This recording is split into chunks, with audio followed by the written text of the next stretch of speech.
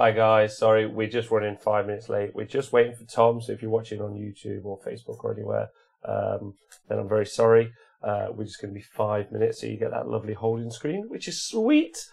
See you soon.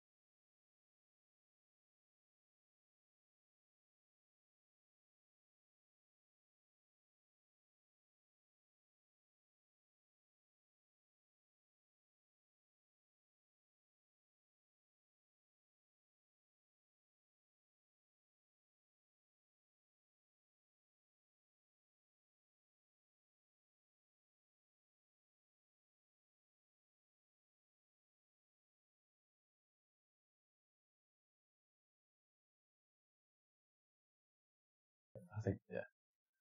Right. Yes. Yes. Well, my camera's nowhere near my face. That's a key. It's a key part for this show. Only for the one or two particularly effeminate men. Hello, everyone. Welcome to the. Oh wait, hold on. Let me start the podcast. Hello, welcome to the Honest Wargamer. I'm your host, Rob. It's ladies' night. It's Thursday night. It's the Honest Wargame. It's 40k, and I'm lucky enough to be joined by my two incredible co-hosts, Mr. Nikos Nicholson, child catcher extraordinaire. What is it the child catcher says? Do they offer sweets? I don't know. It's just What do they say? it's from Chitty Chitty Bang Bang. Yeah, isn't it? I don't know. Tournament with a windowless van. And Yeah. Ghost Valley, thanks for subscribing 5 months in a row. I think that's a good point. To say thank you to everyone on Patreon and Twitch who subscribes to the show and helps us keep it going. Not keep it going, building it into the biggest show in the world. Jump on board the bandwagon. Launching it into space. Because at some point we won't let anyone else on the bandwagon. No. Just be like, no, He'll I'm be so full. sorry. We're full. We're full. Nicholas is Yeah. back. I love it. We're like America. We're weirdly full, even though our population per capita, like population per like square mile, is very low. Australia's like kind of similar. It's a big wasteland. Yeah, they with do have a some snakes desert in it, 1,000 miles. Logan Durfee, thanks for subscribing, I think, on YouTube. So anyway, hello. And also we're joined by Tom, the man, the myth, the legend, the hair himself. It's collapsed under its own weight now. It's great. All the kids are asking if I had it cut or styled. I'm like, no, it just fell over. It looks really good. It looks better than it did. Yeah, it looks like you've had it blown out. Do you know what that term I might get means? complained at for like having an afro as a white boy. It just doesn't work. So we're fixing that. Can't do that. Right, so hello everyone to the show. Everyone said, how are you all? John's asking if you came straight from a date. No, I came straight from work. Wow, wow, that work is full of hotties. So hello everyone. It's full of kids. Teachers. Oh dear. Hot teachers. Oh dear. Here we go Oh again. dear. I meant the teachers. Not the little dudes. Not the, Just not to the be little clear. dudes. So ignore the little dudes. Just to be Talking clear. about little dudes, let's talk about Warhammer. No, I just want to say hello to everyone in the chat, if that's okay. Like Tristan Gray, who just had a baby. Woo, woo. It's Level also zero Senise's human. birthday. Oh. Well, my baby's birthday. Screenshot artist extraordinaire. Yeah, the screenshot artist Oh, extraordinaire. He's already won. So if you guys don't remember, if you screenshot any of these and do some hilarious pic/clip art over the top, you could potentially win. Sinise won a box of Hellstriders of Slanesh last month. Sweet.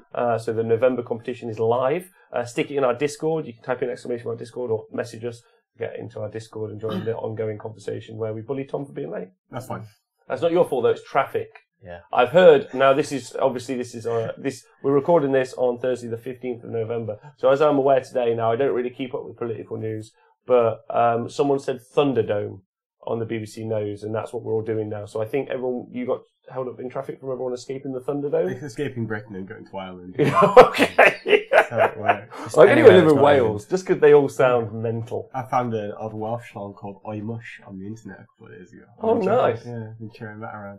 Oh, okay. It's pretty good. That's been your like. pretty much. Yeah. I got to say Oi Mush on the podcast I did this week as well. Yeah, you did it for Allies of Convenience. Right? Ashes of the Imperium. Oh, so I sorry. did a recording with them. And then I hosted for Allies of Convenience, which apparently was quite quiet, so next time I do something I need to make it louder. So they were my guinea pig. Wow. So that was fine. Tell me you're I'm getting 40k around. pro now. No, I'm just getting around. Just like me. Well, it's kind of. Well, we were, Whoring himself out to any old podcast. Isn't yeah, he? we were. I was on Warhammer Weekly last night. I don't know I if you- saw, yeah, I popped Yeah. my nose in. where we unveiled what the secret project is going to be, which is quite exciting. More on that. the anime opening. Yes. I saw you with the Kawaii Desne on Twitter earlier. But there's going to be loads and loads more information coming on that next week. Obviously, Crimbobo, we're covering that, so keep your eyes out. We can talk about more at another point, but we're talking 40k today, right? I just wanted to say hello to everyone in the chat. Still not done that. LOV, Lexopolis, Dreamers, The Wizard, Sinise, Hellstorm Wargaming. And then Tom says, they say take it back. What am I taking back? I don't know. Okay. I'm too far beyond that. I've noticed now, because of all the streaming that we do constantly, or mainly, like especially me, with the reading the chat, I now no longer have conversations with people in real time. I like go, hey Nick, how you doing today? And then I move on to another subject, and then I wait for your reply 2 minutes later, just like I do when I talk to the Twitch chat. Yeah, I've got this kind of weird 2-tiered talking system now, which isn't very Like different helpful. realms of conversation all going at once. Yeah. Like 7 different. Yeah. Zechian, I don't know. Liam Jordan says, you don't want to know about what's happening down in London. And Bruce Hammer, evening, how are you? Evening, you beautiful man, me Rob. Oh, that's lovely. Longshot Lockley is also here. So how are you both, and how are you in 40k, and how's the world for you? And I asked that to the Twitch chat, and I asked that to you guys. It's a lot of questions. I know. Which one would you 7 like me to tiers of attack? conversation. Don't forget, 7 tiers of conversation. Oh, okay. We're just constantly going. There's 8 themes constantly. All right, so I'll give my reply in 2 minutes. That's good. Or if we do that thing where I ask the question, then you answer the last The question. previous one. Yeah, that would be good. Yeah, so have you done any Warhammering this week, Nikos? Warhammering. Yeah, or anything? Have you done anything any in Warhammer this Warhammering. week? This week, I have been mostly building and painting terrain for the League of Knights. Have you? I wish we could see something like that. That would be great if we could see maybe an example of some of the terrain pieces that I've been making. You can. Is it? It's on the screen. It's on the screen right It's on now. the screen Which right now. one- There's which one's currently. on I'll show you both. There you go. Oh, sick. Yeah, there you go. So that's that's a side profile of one of the hills. And there's skulls on each side, right? Yeah. So there's a different angle.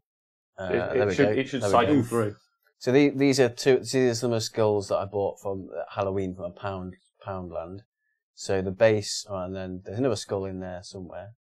So the base is obviously MDF, and then there's squirty expandable foam, and maybe a skull in there. And then I've blended it into the base with some foam, filler, and then painted over it, and then got some trees and things like that, stuck them in. There you go, there's another pound skull with some filler and expanding foam on the base. Just a few sprays. Looks incredible. It does look good. For the low impact cost. Do you remember that awful Hong Kong remake that Peter Jackson did with Jack Black? Yes. And What? Skull Island. Yeah, That's Skull we're talking about Kung Fu Soccer, one of the greatest films ever. Kung Fu what now? Kung Fu Soccer. No, I'm not talking about that. Okay. All right. What? No, I don't remember it. So Peter Jackson did a Hong Kong remake with Jack Black and had Skull Island, and it looked a lot like that. We're coming back face Have you got wise. the- So is the jungle one in there? I'm going to go find it because I've seen it. It's missing. Ah. So you've been doing this, and it's been very cheap to build, right? That's the point. I've probably spent a little bit more than maybe we agreed, but that's because I just wanted it to look awesome. But most of the materials are quite affordable and cheap. Like the jungle one is just using like cheap aquarium plants.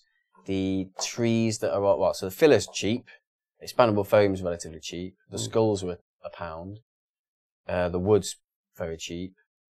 The spray paints weren't that costly.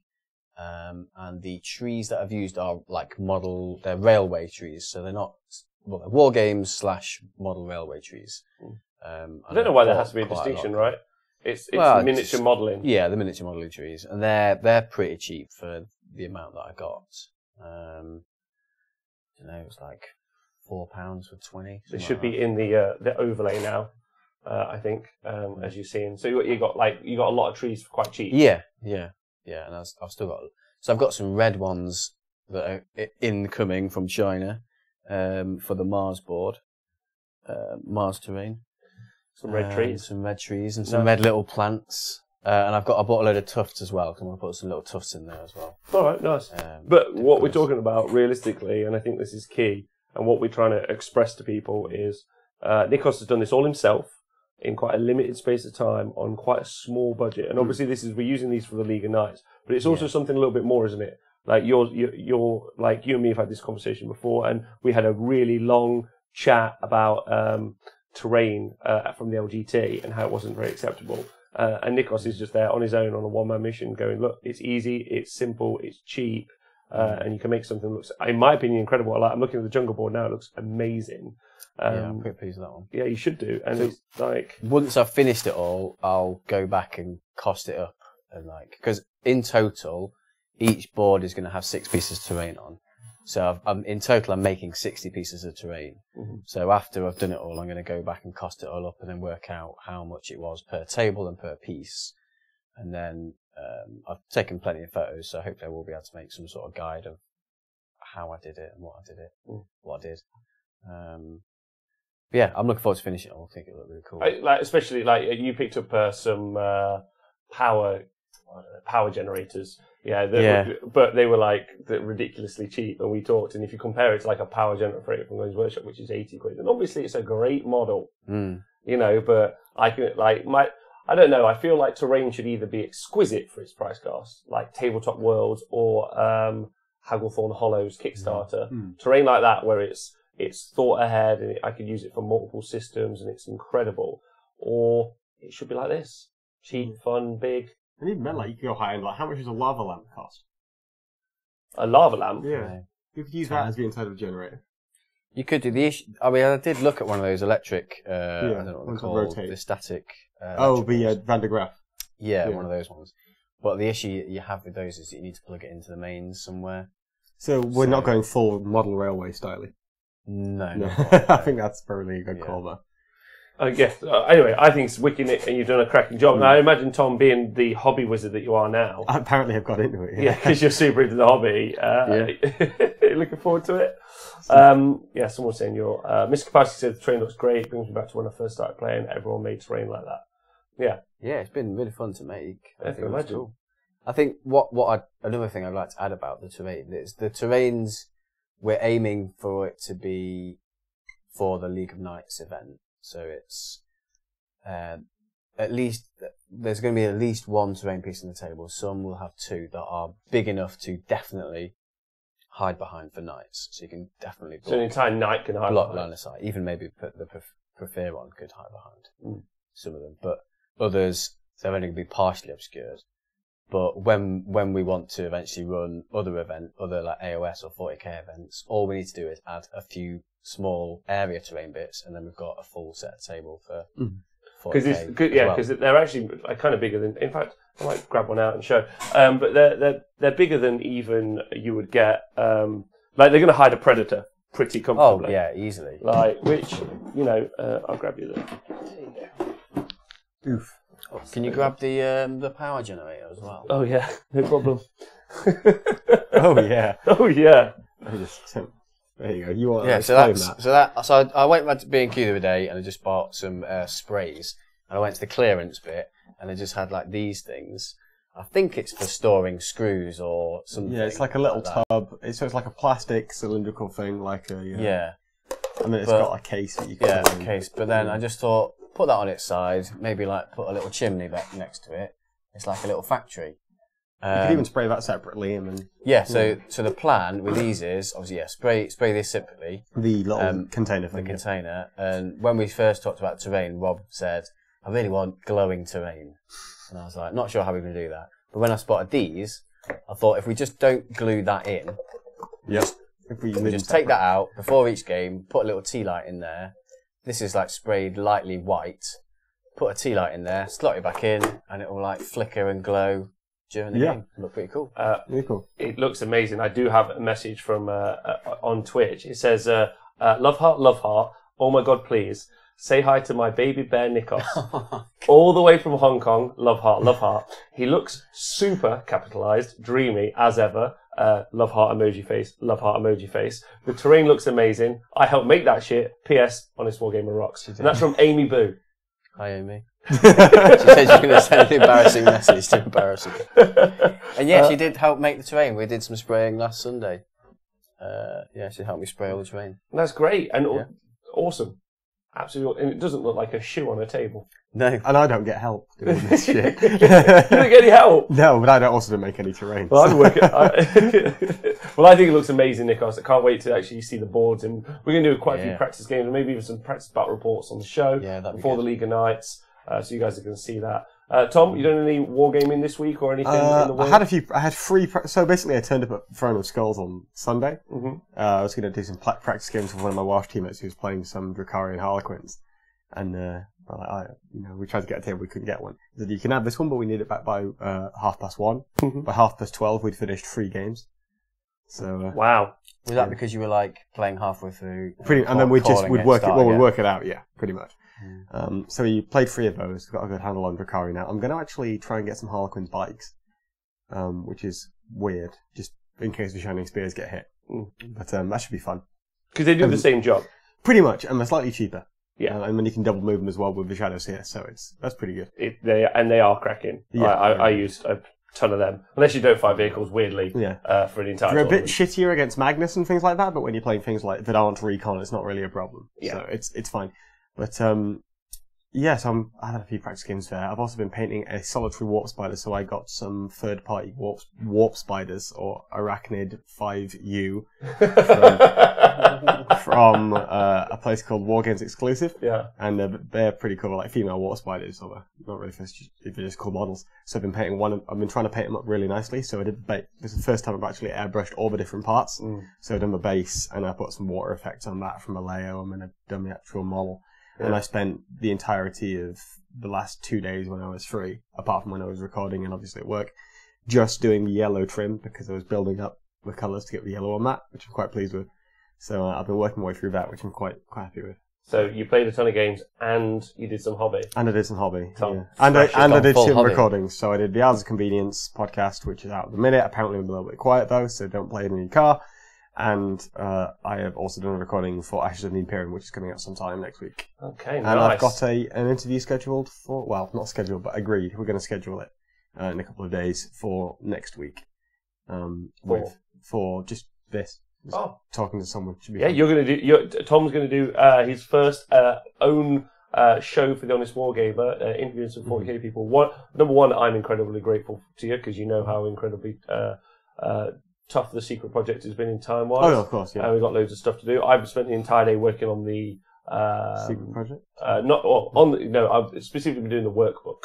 Ah, right. I've done chapter 1 and chapter 2 definitely. Really, that was quick. Yeah, chapter 3 is ish. It was really fun. Do you want to hear an excerpt? Yes. Do you want to hear an excerpt? So this would be a workbook. So people should know this. Well, not should know this, but people can know this. It'll be a book that people can pick up for free on the Honest Wargame website when it goes live in a couple of weeks or 7 weeks or next week. Who knows? And what you'll be able to do is download it and hopefully work through the workbook and make yourself a better gamer. That's the point.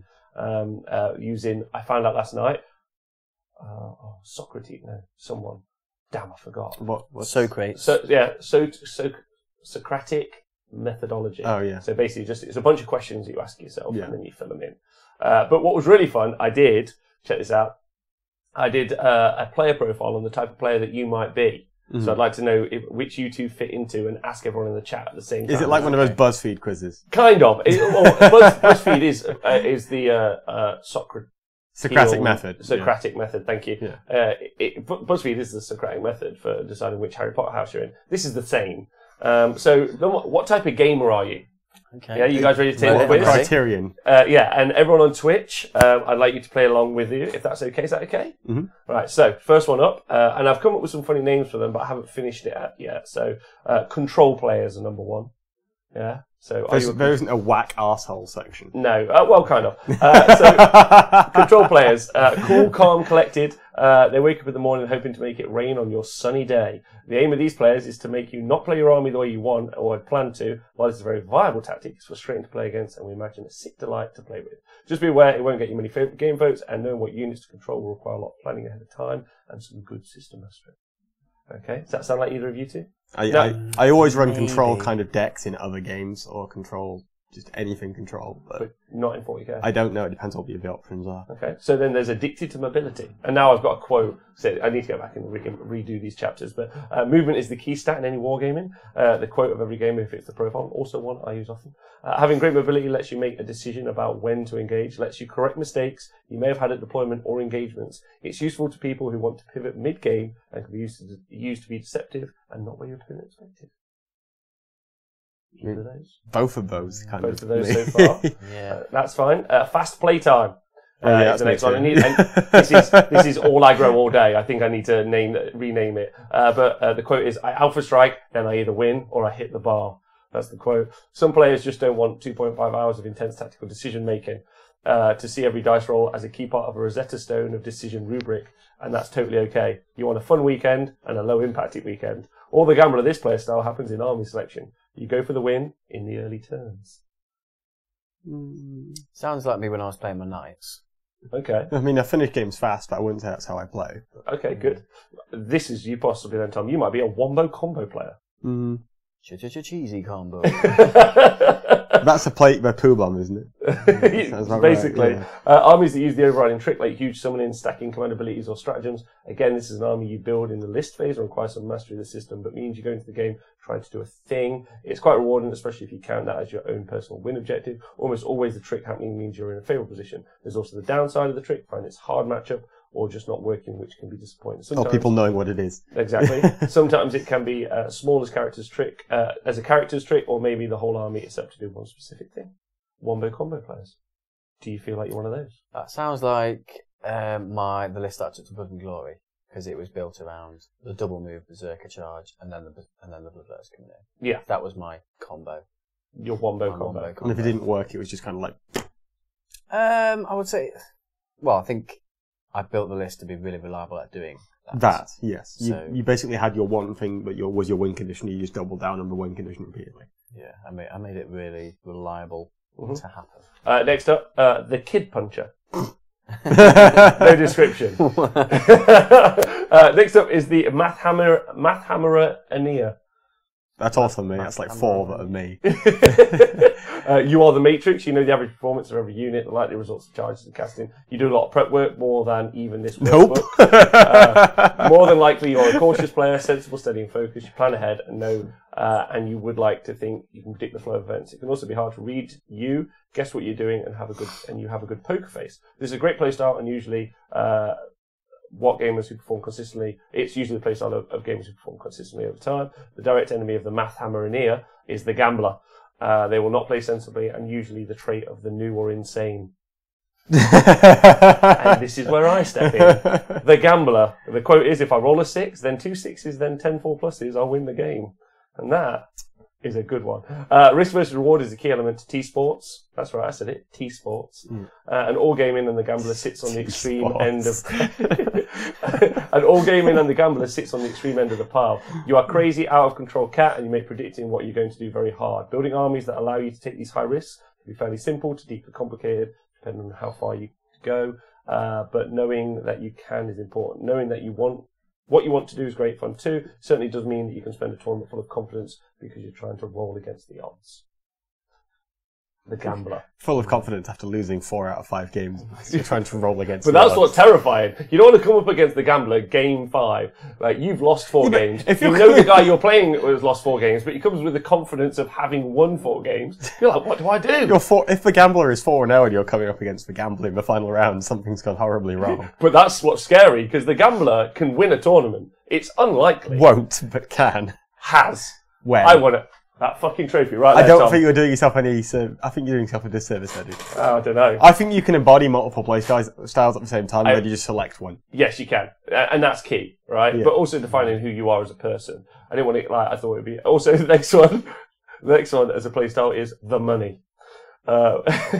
This one is simple. There's not many that fit into this category. No, this is simple. You've got the cash, and you want your army to be unique in either looks or composition. You also have less. You could also have less money, but have a lot of time, and therefore create a magnificent project of your own back. Usually, armies from someone like this have a very expensive set of models, or the same unit taken several times to a degree only a mad Bitcoin investor would feel is okay. But don't let that hold you back. If this is you, you be you. It usually creates insane armies that no one can predict, will attend an event, therefore gives you a tactical upper hand. Unique looking armies, in my experience, have tended to be awful looking armies, like most Welsh armies. In 40k, I think it's a very unique experience. Oh, yeah. I mean, I've seen Mike Collins' sprue Fenrisian Wolves and Simon Wickley's Crystal Big Mechs. And Fenrisian Wolves out of sprue. And bits of Orc. Fucking hell. He ran over it with his own car by accident. Also, Wargamer says, "I feel attacked with the money." Yeah, as a reference. This is why he runs Hellstorm Gaming. Yeah, just fund my addiction. I want more of the money. More Leviathan Dreadnoughts, please. Yes. And that's it. The money. There you go. So, and there's loads more. It goes on to talk about army playstyles. That's just part 1. That's just identifying what you like as a gamer. Which one of those do you all feel that you fit into? Then you can be multiple. Yeah, I fit into 4 of those. 4 of those. Yeah, I would say 3 maybe. Because I think when I think to my Lizardmen army that I'm playing at the minute, that's mobility and control, I would say. But then the last army I took to Blood and Glory for 40k, that was more the wombo combo style. And then I do think maybe a bit of the Math Hammerer one. Yeah. I'm not much of a gambler, I would say. I do gamble from time to time. But if you have to, most of the time, necessitates it. Yeah. But most of the time, I wouldn't be a gambler. Well, that's what it does go on to say in there, that like realistically, people who perform well tend to be a Math Hammerer, and that tends to be like as you play more and you like the purpose of the workbook is that you work through it and then you have to do loads of prep work. So you become a Math Hammerer by just doing the workbook. But it was just for new players, so they can just go, okay, I didn't really know this, but I'm more of a like steady game player, which means you probably like rerolls. You probably like to, like deep striking the old school way. I deep strike outside 9 inches. You're like, okay, cool. And what you gonna do? I'm gonna try and roll a 9. That's a bit brave. That's a bold move, Cotton. Let's see if it works out for you. It's like Whereas now, Nikos is like, well, I deep strike outside a 9, I charge on 3d6, plus 1, I can re-roll it, yeah? My maths, I'm fine. I'm not failing that. You're just doubling down. 18-inch charge? Yeah. Zoom. Ruby says, we're playing Orcs, it's gambler or nothing, and I agree. I'm not sure that's necessarily true. Total Wargaming says that he is the money. The Wizard says, don't kid yourself, Nikos. Mr. Kapowski said, T-Sports, in all capitals. And Dan HWG says, I am the gambler. Dan HWG, Dan Honest Wargamer. That's cute. That's cute. If that's what it means. What's everyone saying? That's it. Mr. Kapowski says, I'm a control in most of the games, but definitely aggro in 40k. My favourite army in the last few years was 100% Deep Striking Deathwatch, Tempestus Scions, sadly no longer possible. Oh, sad. Yeah. So yeah, there we go. That's what I've been working on. I'm sorry that took a little bit while. No, it was good. Yeah, looks cool. It's good. I'm going to need you to read it because that's fine. I'm food checking by competent wargamers. I've got an editorial degree, so that's fine. Congratulations! Yeah. It's rubbish. I didn't study at all, and I didn't read anything. Well, then you're not allowed to look at the warbook. I got the degree. means nothing in our world. Yeah, we're putting out quality content, or we're putting out nothing at all. How dare you? You can just say it was certified by an insured individual. I don't know. Right. So today on the show, ladies and gentlemen, boys and girls, everyone in the world, we're going to be covering two subjects. The first subject that we're going to cover, which one would you like, gents? You guys are as much in this as me. What would you like to cover first? Would you like to talk about, or Tom, do you want to fire off your thing after? Do you want to like sat there waiting? I feel like if I do it, Hellstorm Wargamer's going to leave. Okay, yeah, so let's make them wait. Make them wait. Let's make them wait, like we're waiting for them to buy tickets to leave us. Ooh. Hashtag just saying. We don't have that many left, so he needs to get on it. Oh yeah, there aren't many left, are there? All right. So John says Plato's first. No, John, you keep drawing your little pictures. Yeah, you get a little pencil out and you draw one more little picture. Come on, John. Get drawing for the project. Right, so let's talk about the main subject of the day, which was challenging slow play and tourney prep. Whoop, whoop. And the reason I'm so yeah. Woo, slow play.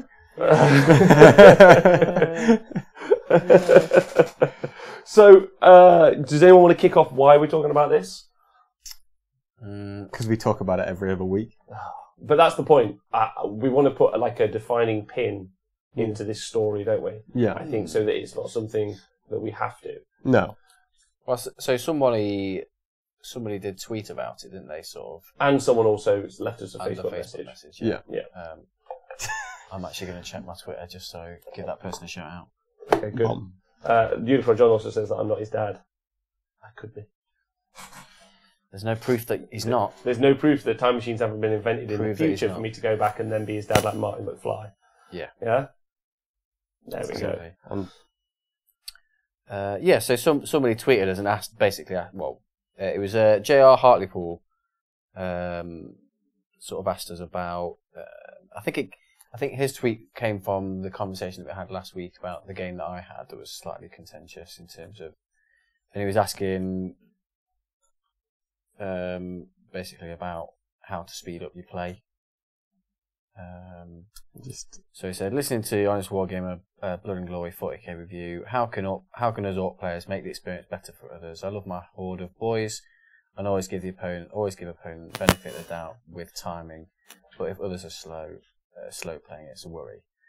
Because obviously there has been other instances in the past of Orc players slow playing intentionally, and then some Orc players just playing slow because of various different reasons. So the Facebook post that I saw was it very much looked like someone felt like we were attacking Orc players. Yeah. Which, seeing as there are 3 Orc players in this room doing the show, that would be hashtag not all Orcs. Yeah. So let's go back to it, and hopefully we'll take, because I think the best thing to do would be quickly give a history of slow play in 40k in this edition.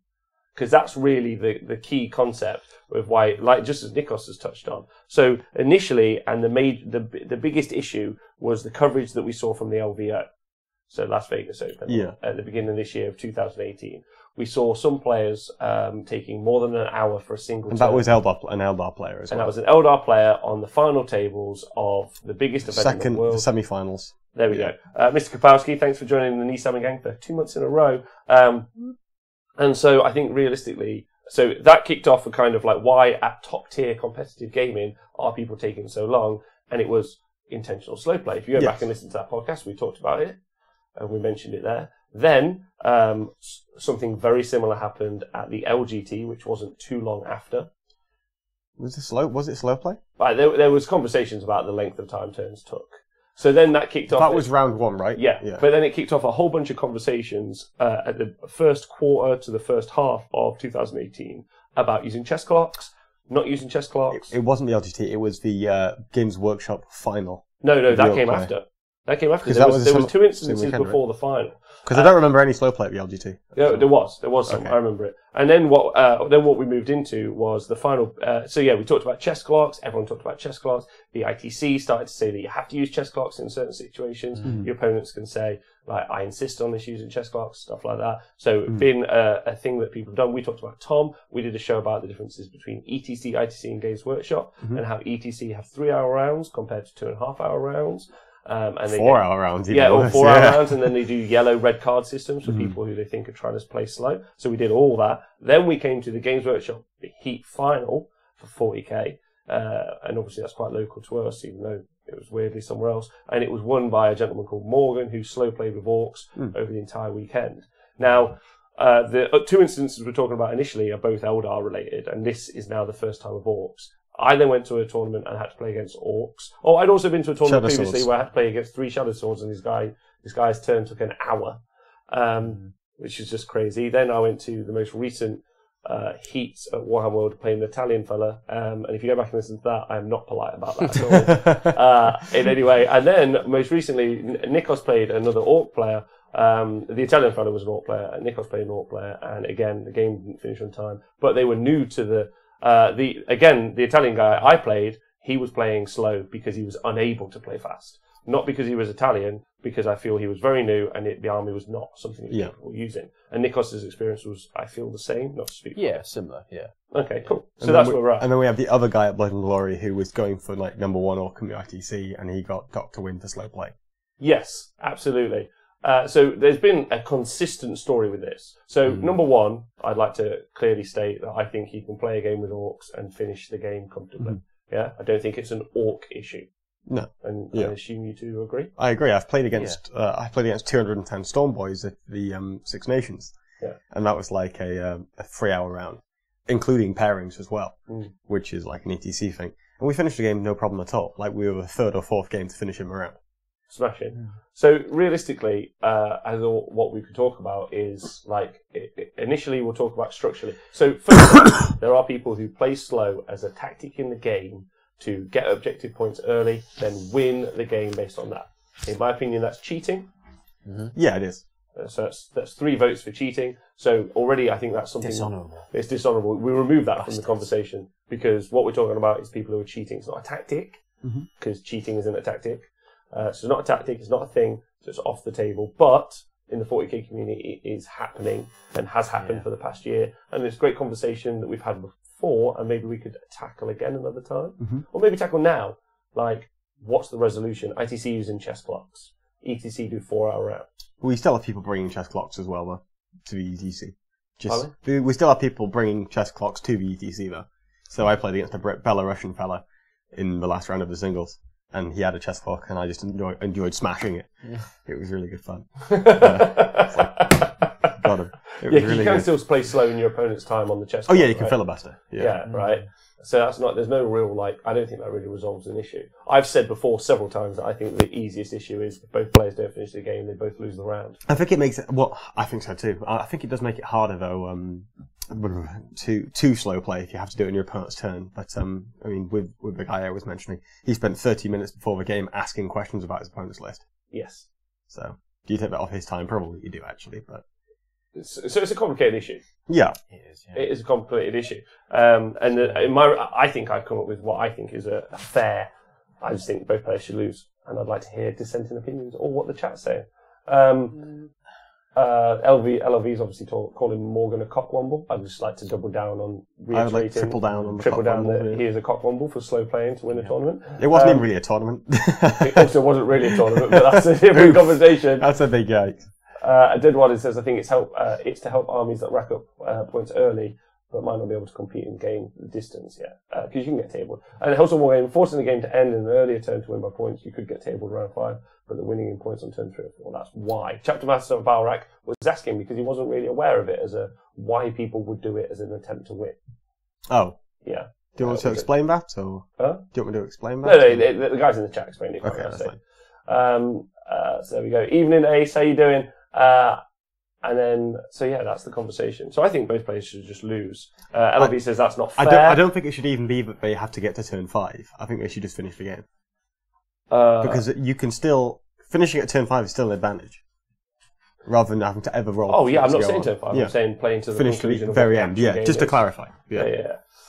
I'm not a massive fan of both losing, because I think if one person is trying really hard to finish the game, the other person is slow playing, then both losing is kind of punishing. But why would you slow play if you know you're going to lose the game? Well, no, I mean, so there's 2 players, one guy's slow playing intentionally, the other guy's trying. But why would this guy slow play? I don't know, he's trying to win the game. But you can't win the game if you don't finish the game. That's my key point. Like, I know that it's fair. But the other person is genuinely trying to win the game, and you're punishing this person for this other person being a dick. Why is that person being a dick?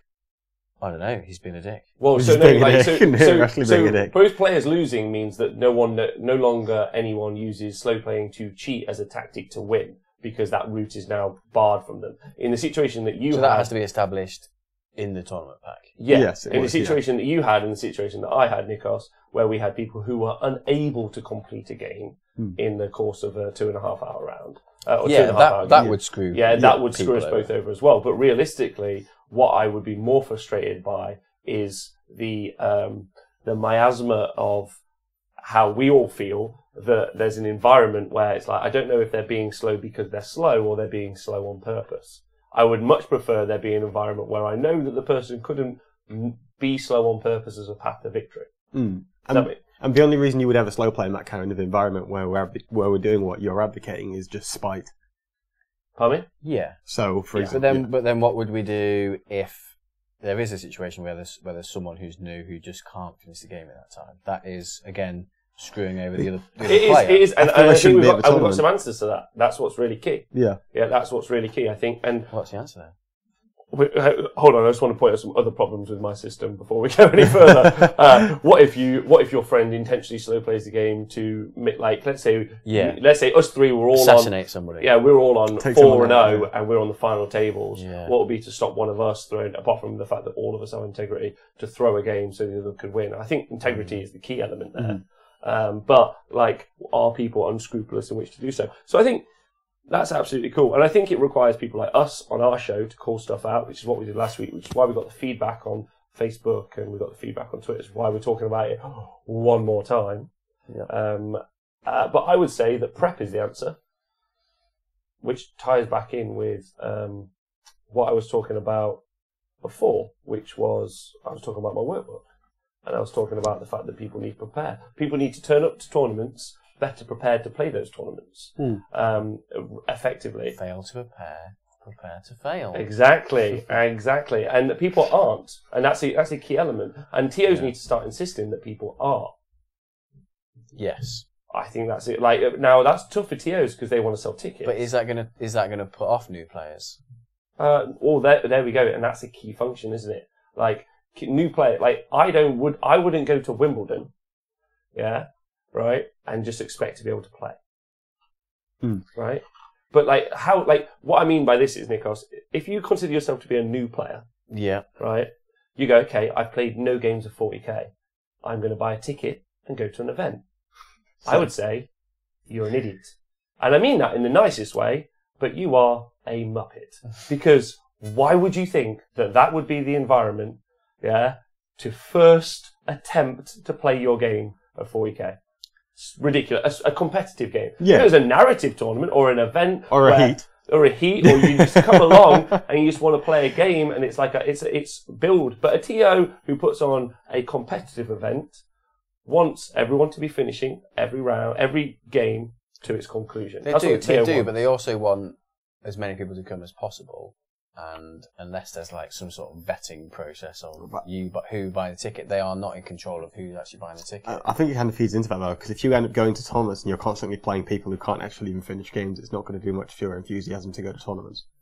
Yeah, I don't want to go to the heats at Warhammer World anymore, because it's new players who now I've been a new player Yeah, and like there's a bunch of games that I want to play, like Kill Team, which I'm not very good at. But I know that I can go to a tournament and finish a game of the 2 game systems I play a lot, 40k and Age of Sigmar.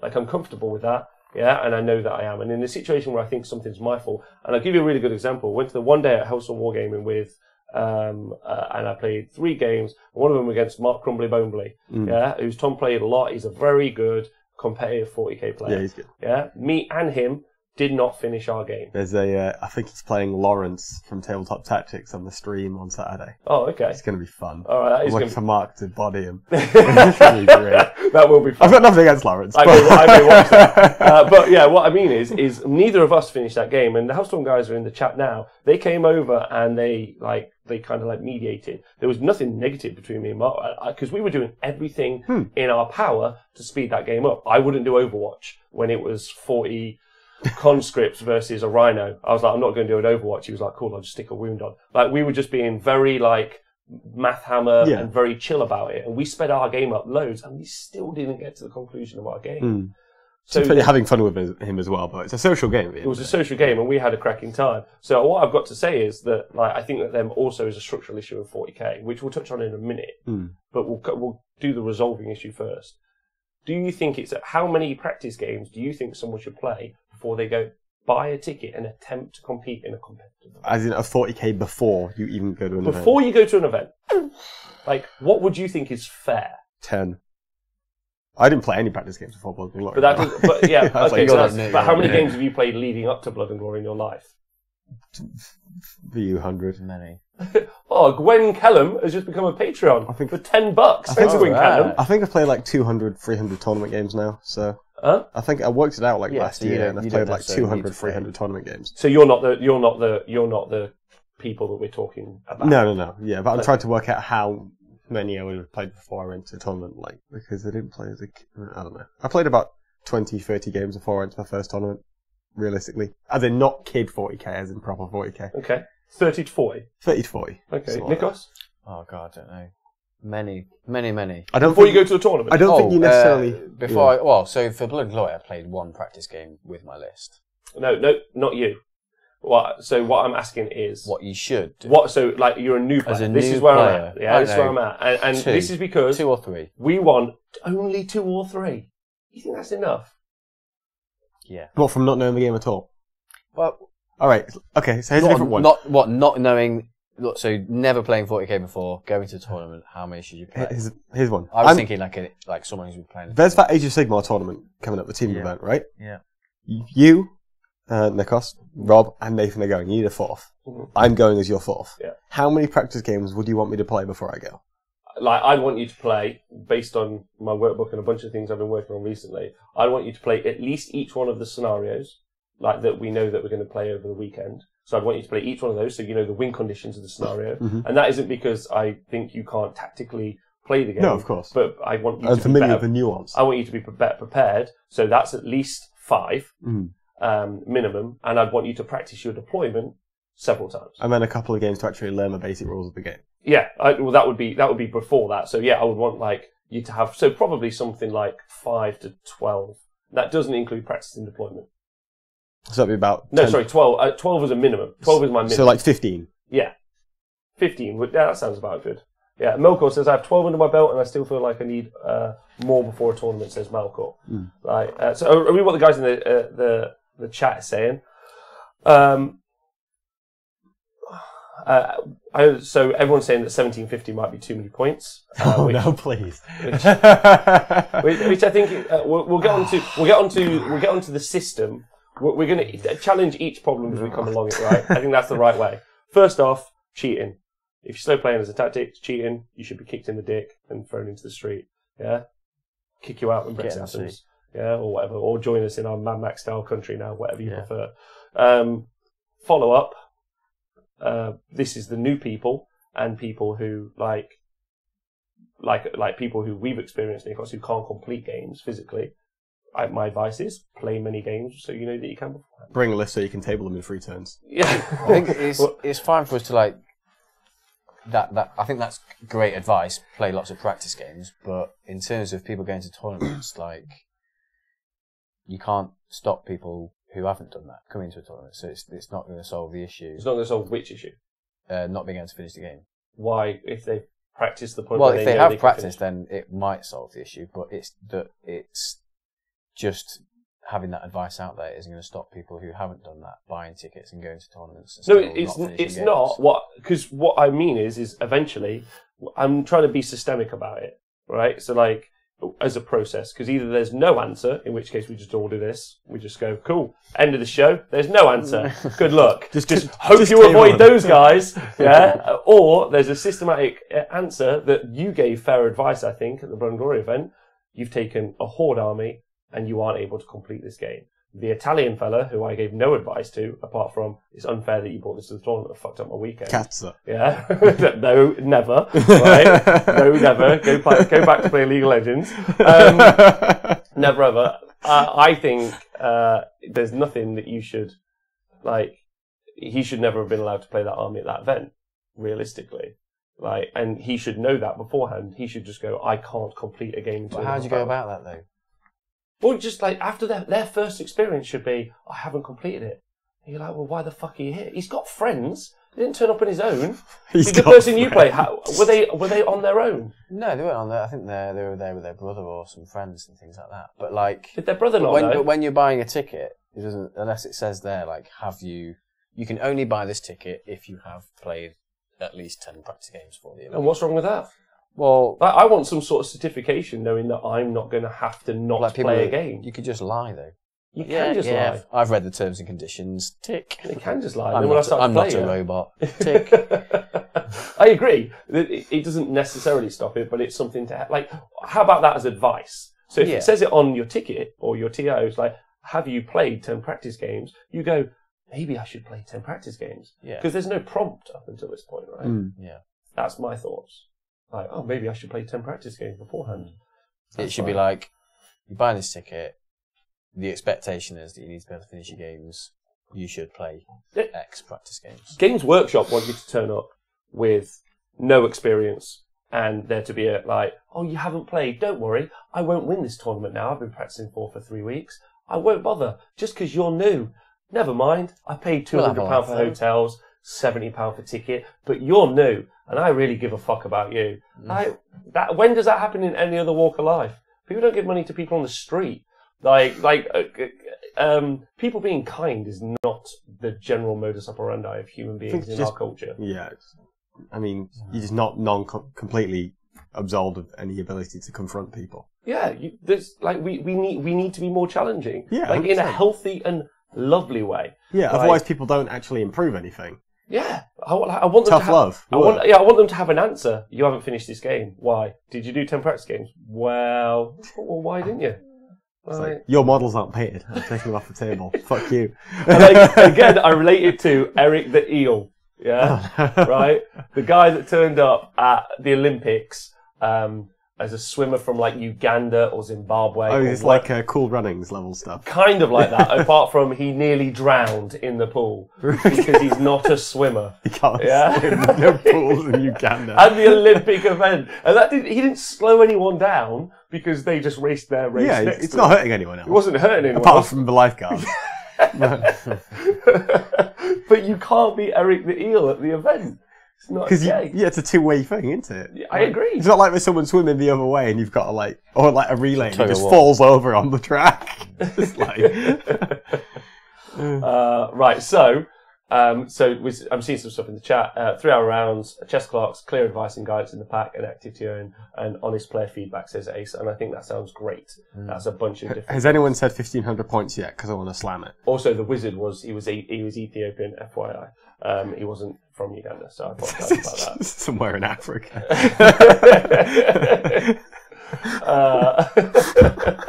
Right, and then Hellstorm Wargaming says chess blocks are just bad, and I got to say I don't really agree with them. I personally think both players don't finish, they lose.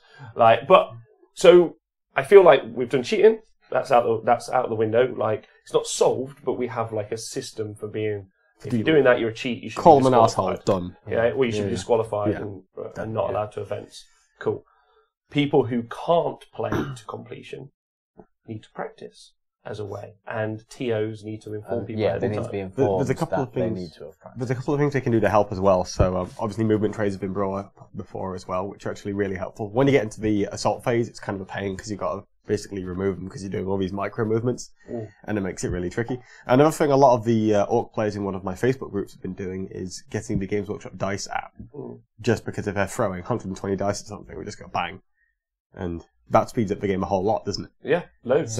Loads. I'm not a fan of using a dice app. I've not used it or seen it used. I've seen someone use it. It does look quite quick and easy to use. But we don't allow the ETC because it's easy to copy it and then just make your own dice.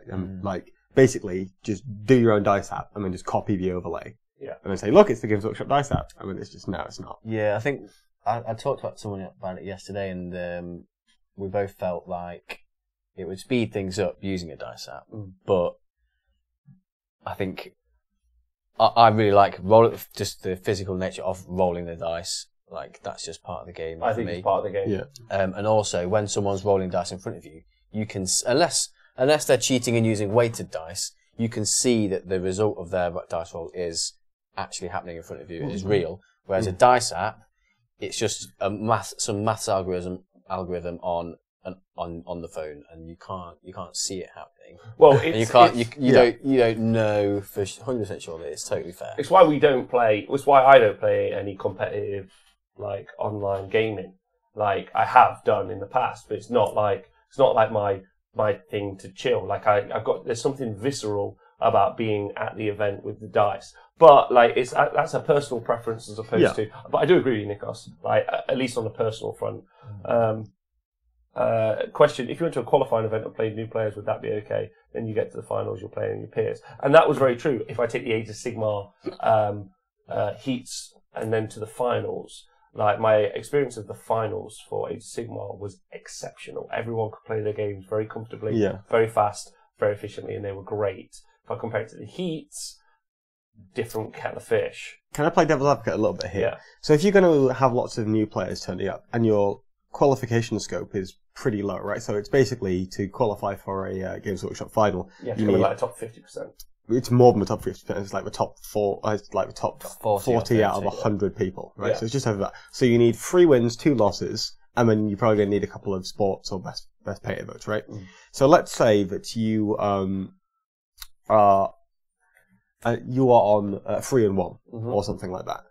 And you've lost one game, you've gone 3-0, you've lost one game to someone who's potentially gone on to win the event, and then you hit someone who just can't finish a game, and the result is you lose that game, and then you get knocked out because they're new. Do you think that's reasonable? Or do you think it would be better to have a 3-tier qualifying system where the qualification standards are a bit more broad in the first one, so you have a heat, a semi-final, and a final? I'm going to just say this, number one, I bloody love playing events of Warhammer, and when someone's new, like just at Warhammer events, when someone's new, I am so keen for them to have a great play experience. Oh, of course, yeah. Like absolutely. I have people message me, and I've gone and played people's first games with them, or played practice games with them to help them practice. I've done that many times, and it's something I'm going to continue to do so. At a tournament that I bought a ticket for as a competitor, I'm a singular person expecting there's a social contract that you are going to finish the game with me. I don't deny that. Right? Yeah. Absolutely. Like, and so that new person, is not fulfilling their part of the social contract. They're letting the community down, and there are people like me who'll do everything within their power leading up to that event, including making the website that we're making, hosting this show, people talking to people on Twitter about lists and ideas, a bunch of different things that I'll spend my whole life working on. It's fine. Okay. I spend all my time doing everything that we can do to make them be able to achieve playing that game in time. So, like, they've got there isn't an excuse. There isn't one at a tournament. Like, I'm sorry, I'm new. I don't care that you're new. This is a serious event now. You've made my day worse. Right? Yeah. That's just, like, where would that be acceptable in any other sport? No. And again, a tournament is a sport. An event, like a narrative event or your local gaming club, like I don't think you should take a dick-kicking list to your local gaming club unless it's... I agree, actually. Do you know what I mean? Like, it's just, I don't think that's what you should do. I think that you should win at all costs at a tournament, I don't think at all costs. But not at all costs, because it's a ridiculous statement. Yeah, I know. But it's just I'm just making sure that we clarify that for people listening. So school leagues do the heat, semi, and then final format, and it's perfect for bringing beginners into the game without the more competitive. They've changed it now. They're now doing kill team rather than 40k. Okay. And then they have there's 2 heats going on at each store. So one in November, one in February, and then after that, for 40k there's a final because it's kill team. Warhammer World, because I'm actually taking 8 kids down in February to do that. So. And Amun Ra makes a good point. What if both players losing is interesting? Just introduce it at round 2. Start it at round 2. So I personally think you should just do a little box, like on your TO ticket. You just go, I'm new. And you'd be like, cool. And then at round 5, when you've got players that are on 4-0, do you take that away for them as well, and then just have the head ref patrol those tables and make a personal call? No, I think no, because you should be aiming to finish the game. Well, because it would fix the issue that was raised earlier with, you can just take people out for your mate to win. Oh, right, okay. Then potentially. That might be something to OJ, thanks for subscribing. I would prefer, instead of a punishment for not finishing game, an incentive to finish the game. Oh, didn't we talk about this on the other show? Yeah, the extra point for finishing the game. Yeah, if you get to 5 rounds, you get... If you get to 5, maybe if you get to round 5, you get some bonus tournament points, maybe. Yeah. You effectively make it that if you've won 5 games and you have completed your game to conclusion, then you effectively get what is worth in points another win. Yeah. Because that would mean that the 2 people that have got to the final round have gained the points. Maybe. Yeah. Happy Inquisitor, been a crappy day, entertainment indeed. Thanks very much, Happy Inquisitor. Sorry about your crappy day, that's lame. So newer players who drop down can just relax, and those going need to finish. I think that's good. Maybe you could get bonus points depending on turns played. That's a good point. There you go. I think that because of that way, there's an incentive for both players to finish a game. Someone in that situation could still slow play because they might get more points. They might think, I'm gonna lose this game, so I get 0 points, but I get 5 for finishing. But they might go, I'm going to slow play and get 30 for the win, but then not get those extra bonus 5. Yes. So there might be that situation. Yeah, which is why I would personally rather have a situation where people aren't punished for not finishing, but there's an incentive for both players to finish. I just want them to finish. I tell you what, the people who use it as a tactic... Whips, maybe? But I think people who use it as a tactic, they just don't... That's no longer a tactical avenue. It's removed. So now I've removed a problem. So now we need to move on to the next problem, which is people are new. It's cool, you need to practice. That removes that problem. Yeah. Do they practice? No. But that's where we have a really healthy community of feedback and say you didn't finish your game. Quite cool. Dick. Also, Do Not Age has donated 200 bits to the Vault Fund. To the Vault Fund. He wants to say thanks. There you go. Play Vaults. They have fewer models. You finish your games. Yeah. Got it. Or Shadow Swords. Exactly. So then we come on to the final problem, and this is the problem that I think is let's say in our hypothetical world that what we've done is eliminated the process of problems so far. Yeah. Yeah. Cheating isn't a tactic. You're a cheater and you should be disqualified, not allowed to event. Cool. People are new, they need to practice. Should call that the Alex Harrison section. We'll call it yeah. Or Morgan is the specific. Thank you. I don't mind killing Alex physically Morgan. Cheats. Alex Morgan. Alex Morgan. Yeah. Alex Morgan. Is he a celebrity chef? Pardon me? He sounds like a celebrity chef. Yeah. If I Google Alex Morgan, what comes up? And then the final issue is the most complex one, and probably the one that we're least likely to maybe solve. But what do we think, and this is between all 3 of us, that 40k is just a mechanically slow game? I think sometimes yes, depending on the army build. Because it's systemically slow. Just because of the amount of rolls and re-rolls and things like you have to do. Particularly if for example, you're playing the Gulliman gun line, in their shooting phase, they've got all their units to shoot that are re-rolling. So you're rolling your first hits, and you're re-rolling, you're rolling wounds, and you're re-rolling, and then you're rolling saves, and they might be re-rolling, whatever. And then you charge them in Overwatch, and they're rolling their Overwatch, re-rolling all the hits and wounds and everything like that. So just a lot of re-rolls about, lots of dice rolling. Just slow things down. So, two things. Firstly, Alex Morgan is a USA female football player who won the Olympic gold medal. Secondly, it depends how you define slow. So how long do you think a game of 40k should take? Well, no. Throw that out the window. Well, and this is brilliant because what you're doing now is you're going, right, let's not go to the top of the problem. Let's go right to the core. Like, how many points should it be? Why is it 2,000 points? Is it slow for 2k? Yeah, like, does Games Workshop just want to sell you 2,000 points of an army? Like, is that what it is? Why is it 1750 now? They recognise games as short, but why isn't it 1,000 points? Well, we had this argument. So when it was 2,000 points, everyone was saying, oh, it's too much, we need to reduce it. And now we've got it at 1,750 points, we've got the same problem. We've got the same argument, oh, 1,750 points is too much. Well, when you get to 1,500 points, a lot of builds start to break, and it becomes about, oh, well, I've got this one uber broken unit. So it's like when I was prepping for the school leave for 600 points. Okay, I take Mortarion and one Sorcerer Warp Time. Mortarion walks into the middle of your face. You've got nothing that can deal with Mortarion, because, hey, it's 600 points, and then you lose the game. The fewer points you have, the less nuance there is to it. And I'm not advocating for that. Like, you just you were like, how long should it take? And I'm like, well, how many points should it be? Yeah. Like, and we've already seen that's been a dramatic shift that's already done. It's already happened. Like across tournaments, they've moved down to 1,750 points, and in no way has it improved it, in my opinion.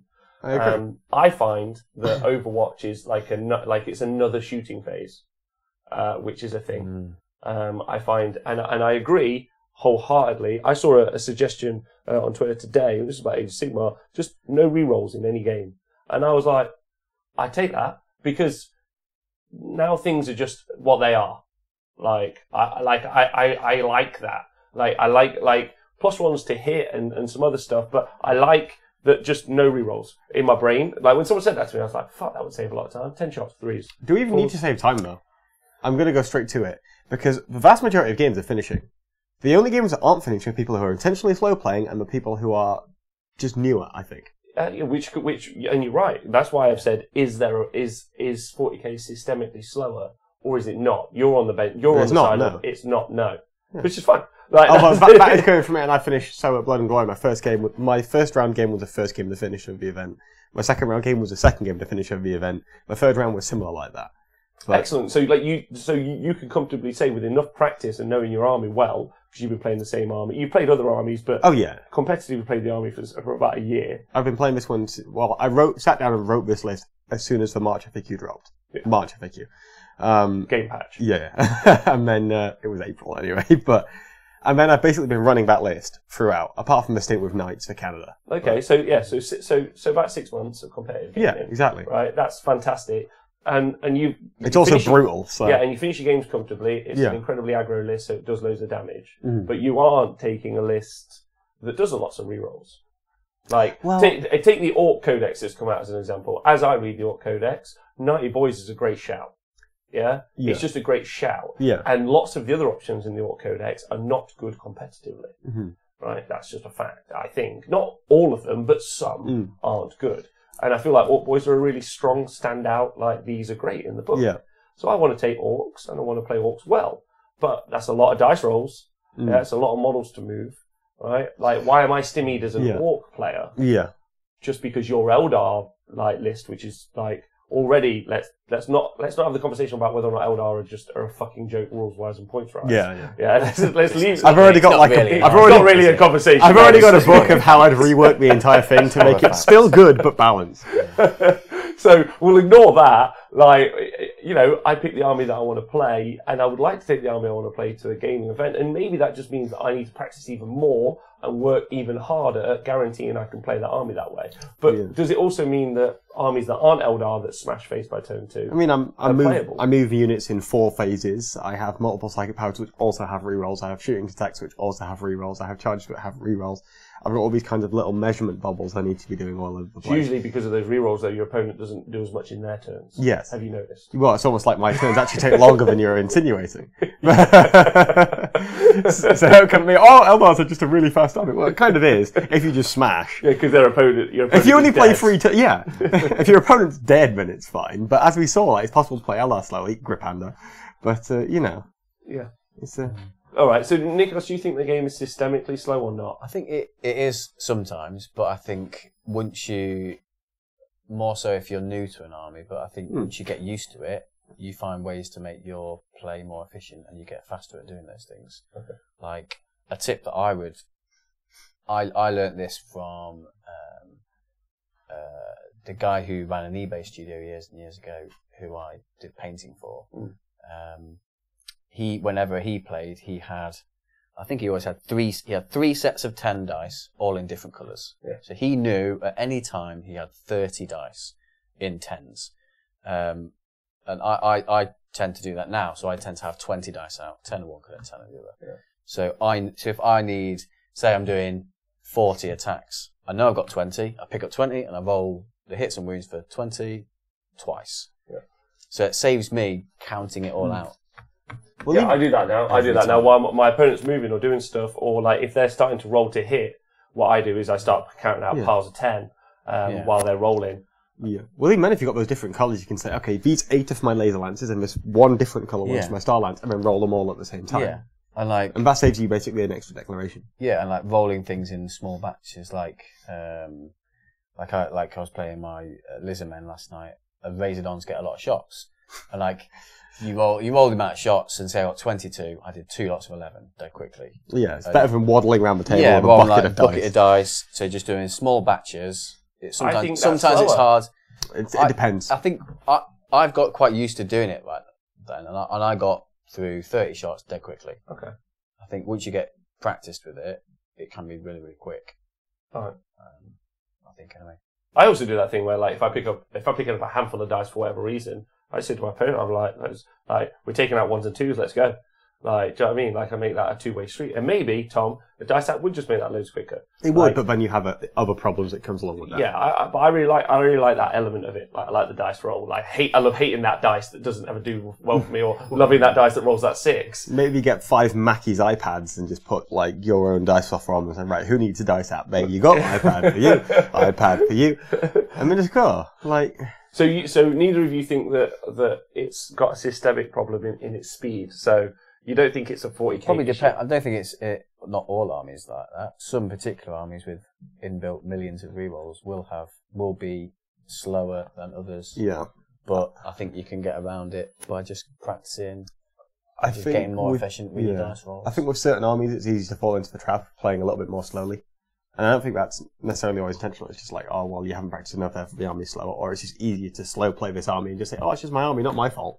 And that's why I think we end up giving orcs quite a bit, or makes it... It's always been a horde army, right? It's a horde army, right? And it always has been. Yeah, and it's not only a horde army, it's a horde army that moves multiple times because you're moving, and then if, even like in 6th and 7th, you were running or advancing, and then you were charging as well, and then you've got Overwatch. And it's like when people are just walking over and picking up one model at a time, just like, oh, please, okay.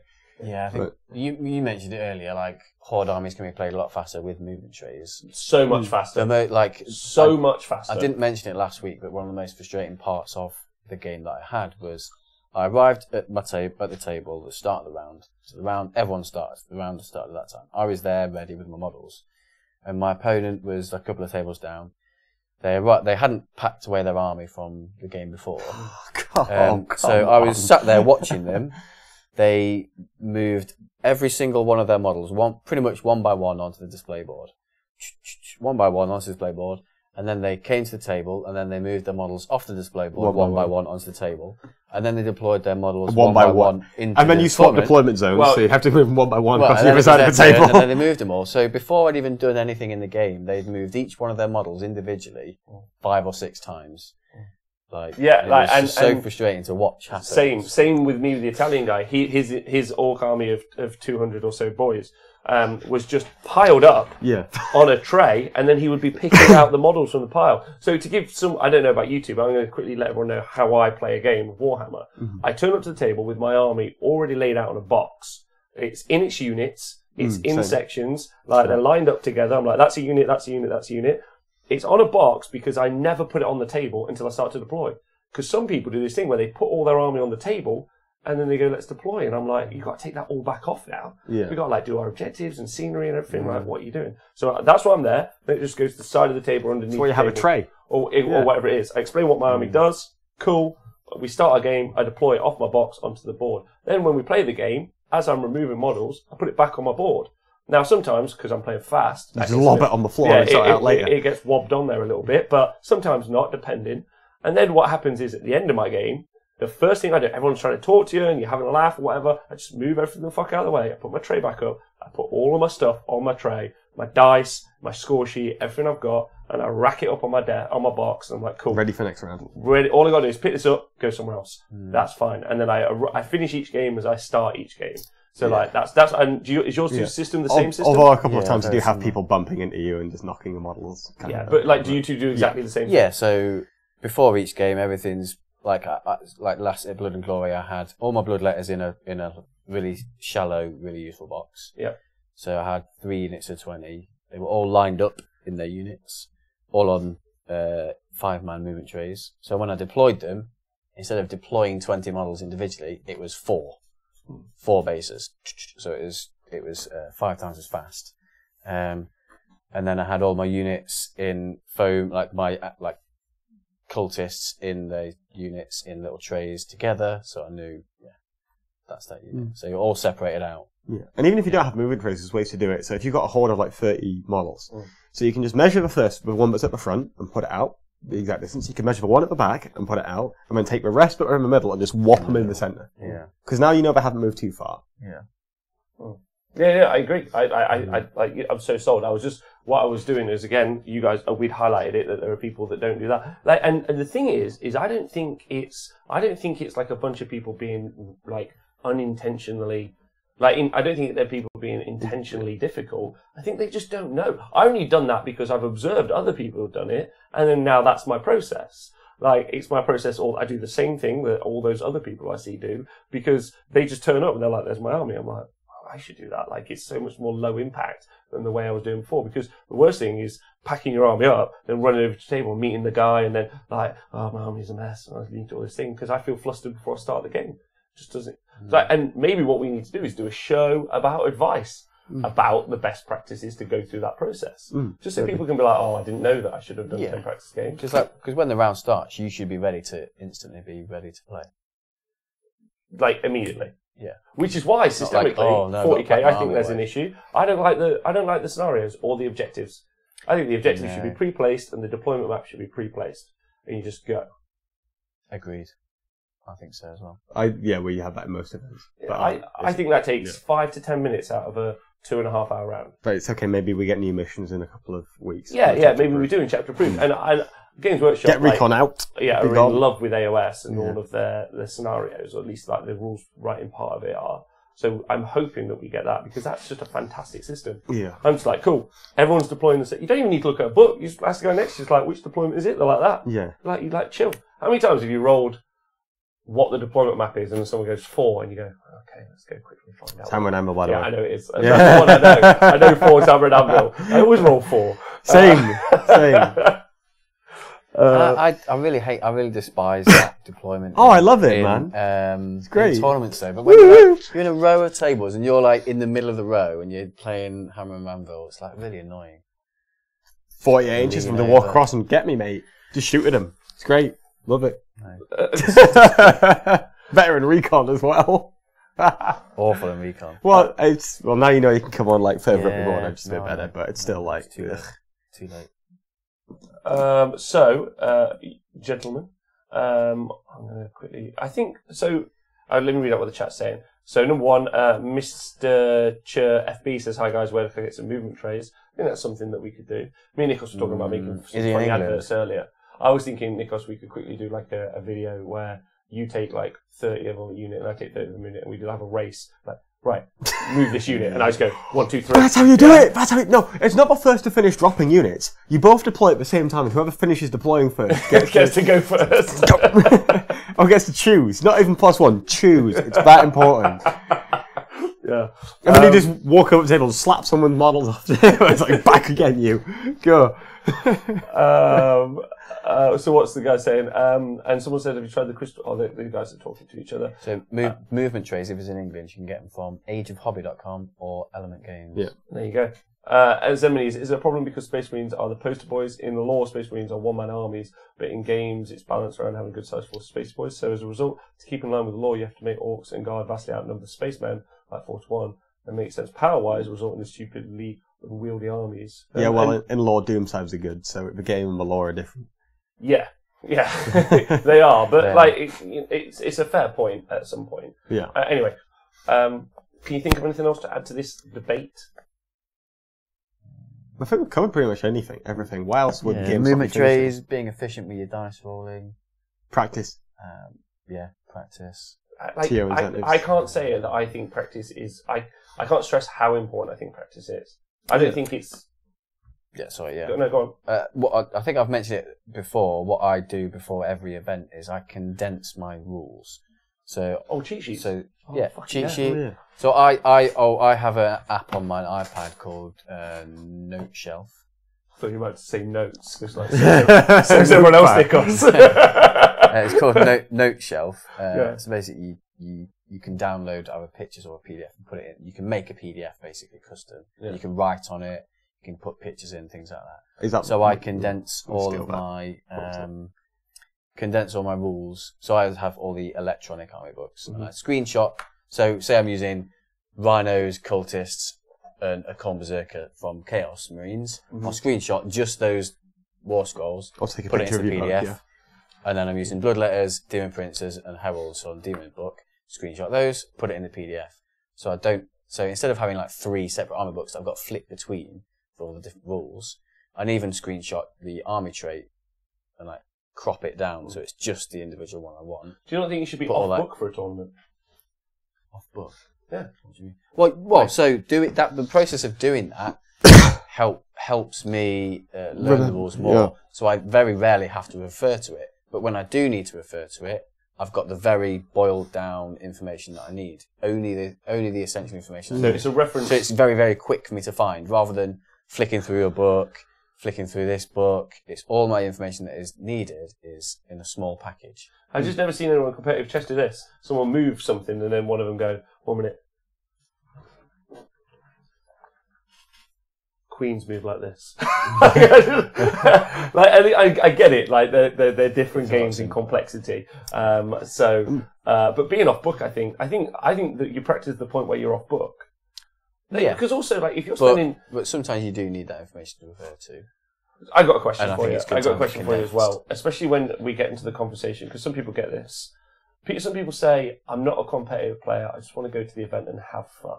How are you having fun there? Right. Well, and this is the key part that I'd like to stress.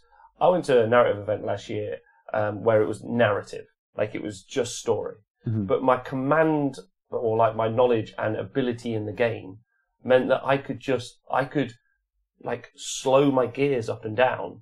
So I could just be like, well, I know that unit will wipe that unit out, but I'll half pile it in or something, yeah, and so that those guys can strike back. Or even at the most recent Age of Sigmar GT, I played a guy, and he was just like, I'm a narrative gamer. And we went on this like mad rampage at the end where his Vampire and Zombie Dragon and my Mammoth were like having like a dust up, and when I was like intentionally moving units away to like let the story happen, and he was having a ball, and it was wicked. But it was because of my command of the game that I was able to have more fun when fun was the purpose of the game.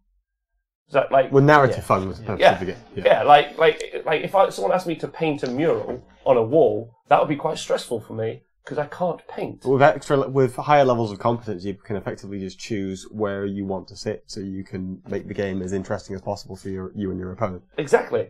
So competence is just like a key part. It's like unlocking different doors. Yeah. Like you can have more fun if you're more competent. So when people are like, I'm just a gamer that wants to have fun, I'm like, do you mean you're a gamer that wants to have more fun, or are you lazy? Because if you're lazy, like. I don't care that you're lazy. Is that more fun for you though? Because if you're like, oh well, this is a fun narrative game. I've got my Mammoth doing a test up here, but if I want to win the game, I can just do this, and this will happen.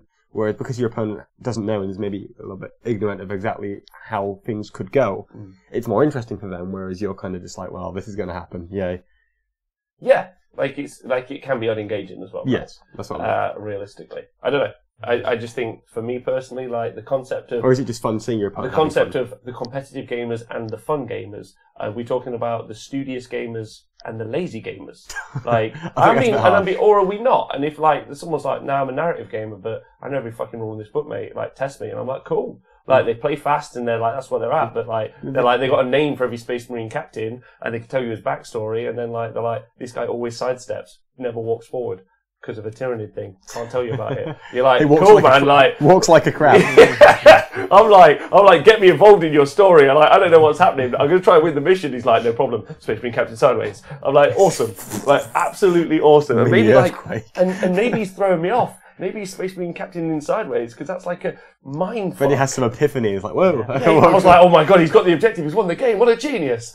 Like, so I think the concept of fun versus competitive is a ridiculous conversation.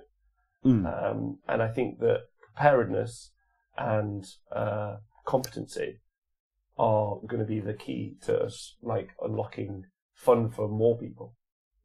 I think. I don't know if you guys disagree. I think, yeah, if you're more prepared and competent when you're playing, you can definitely have more fun because you're not stressing out about the rules and how the game works and how you're going to win. Yeah. Yeah. Yeah. Definitely. Like, if you're off book, it's just like two people. It's like, do you know anything? Yeah. Do you know anything? Cool. Do you want to play a game? Yeah, no problem. Like, that sounds really relaxed, in my opinion. That's my thoughts. Yeah. I just want to challenge something that's said here as well. From Skip Drive, said 40k is a game that has never been designed with competitive play in mind, so there'll always be problems trying to convert it to a competitive environment. Skip Drive, I was actually in the meeting when 8th edition was there, and the people that ran Adepticon, LVO, so I was in the room, LGT and I was actually, and also they ran Nova, so it was Mike, and it was Mike Brandt and Zach Becker and people like this. Zach was there from the LGT. So I was in that room as they were having the design meeting with the design team about 40k being a competitive game. So I will challenge that as I was in the room when it was being discussed. So it was designed as a competitive game, which is why you buy chapter approved and it says match play. Now that defence is not being very competitive. What? Now that defence is out the window. Our game is meant to suck. We're a models company, not a rules company. I think you'll find that this is a story game. I was like, well, I was in that meeting. I mean, Games Workshop doesn't actually make games; we make models. So yeah, I was in the meeting.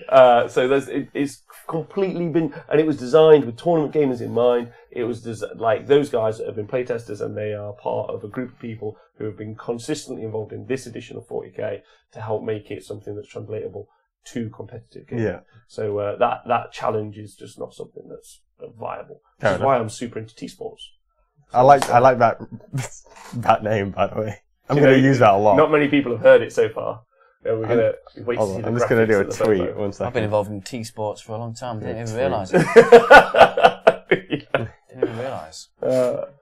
T-Sports, that's right, Mr. Kapowski. There we go. T-Sports. Right, is there anything else you want to add to like this ongoing thing? Help your friends prepare. Yeah. Help your friends practice. When your friend says, "Do you want a practice game?" Don't forget, you're not only helping him, you're probably helping someone at a tournament who needs a practice game. That's key. What else can you do? Get off book. Yeah, try to get off book with, I think, like I said before, condensing your rules helps you get off book.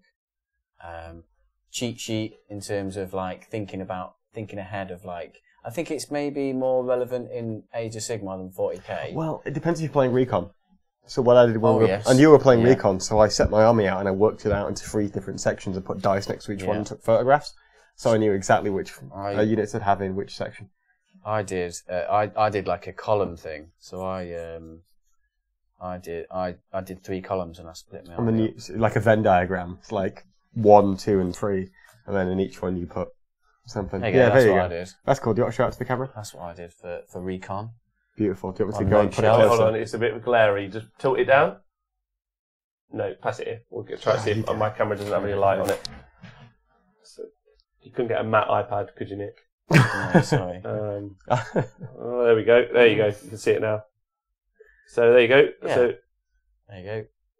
So you did some work. You did some work. Yeah. So for people just listening, so that's 3 different columns with each unit in one of those different columns to work out which section. And wouldn't it be really helpful if someone was creating a website where you could have an entire set of resources, not only to train yourself to play better, but also have a greater knowledge of the game? Hypothetically, that'd be amazing. That's a great idea. That's a great idea. Is all that information behind like a paywall? Like you're going to have to pay for it? That would be... Oh, surely. That sounds too good for free. Wait, is someone doing that going to charge $90 a month for access to the website?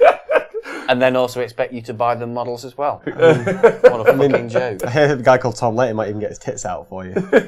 Not on Twitch though, so no, that's against the US. That's the other stream. That is a website coming soon from the Honest Wargamer. It's coming spelled slightly differently. The world's premier T-Sport channel and website.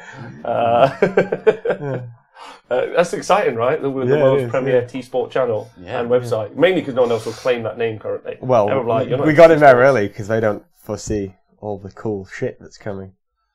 No, they don't. It's cool, right? It is cool. Yeah. So Tom's been helping with the project. Tom did loads of the programming on some of it, and how have you find it? It was mainly AOS stuff.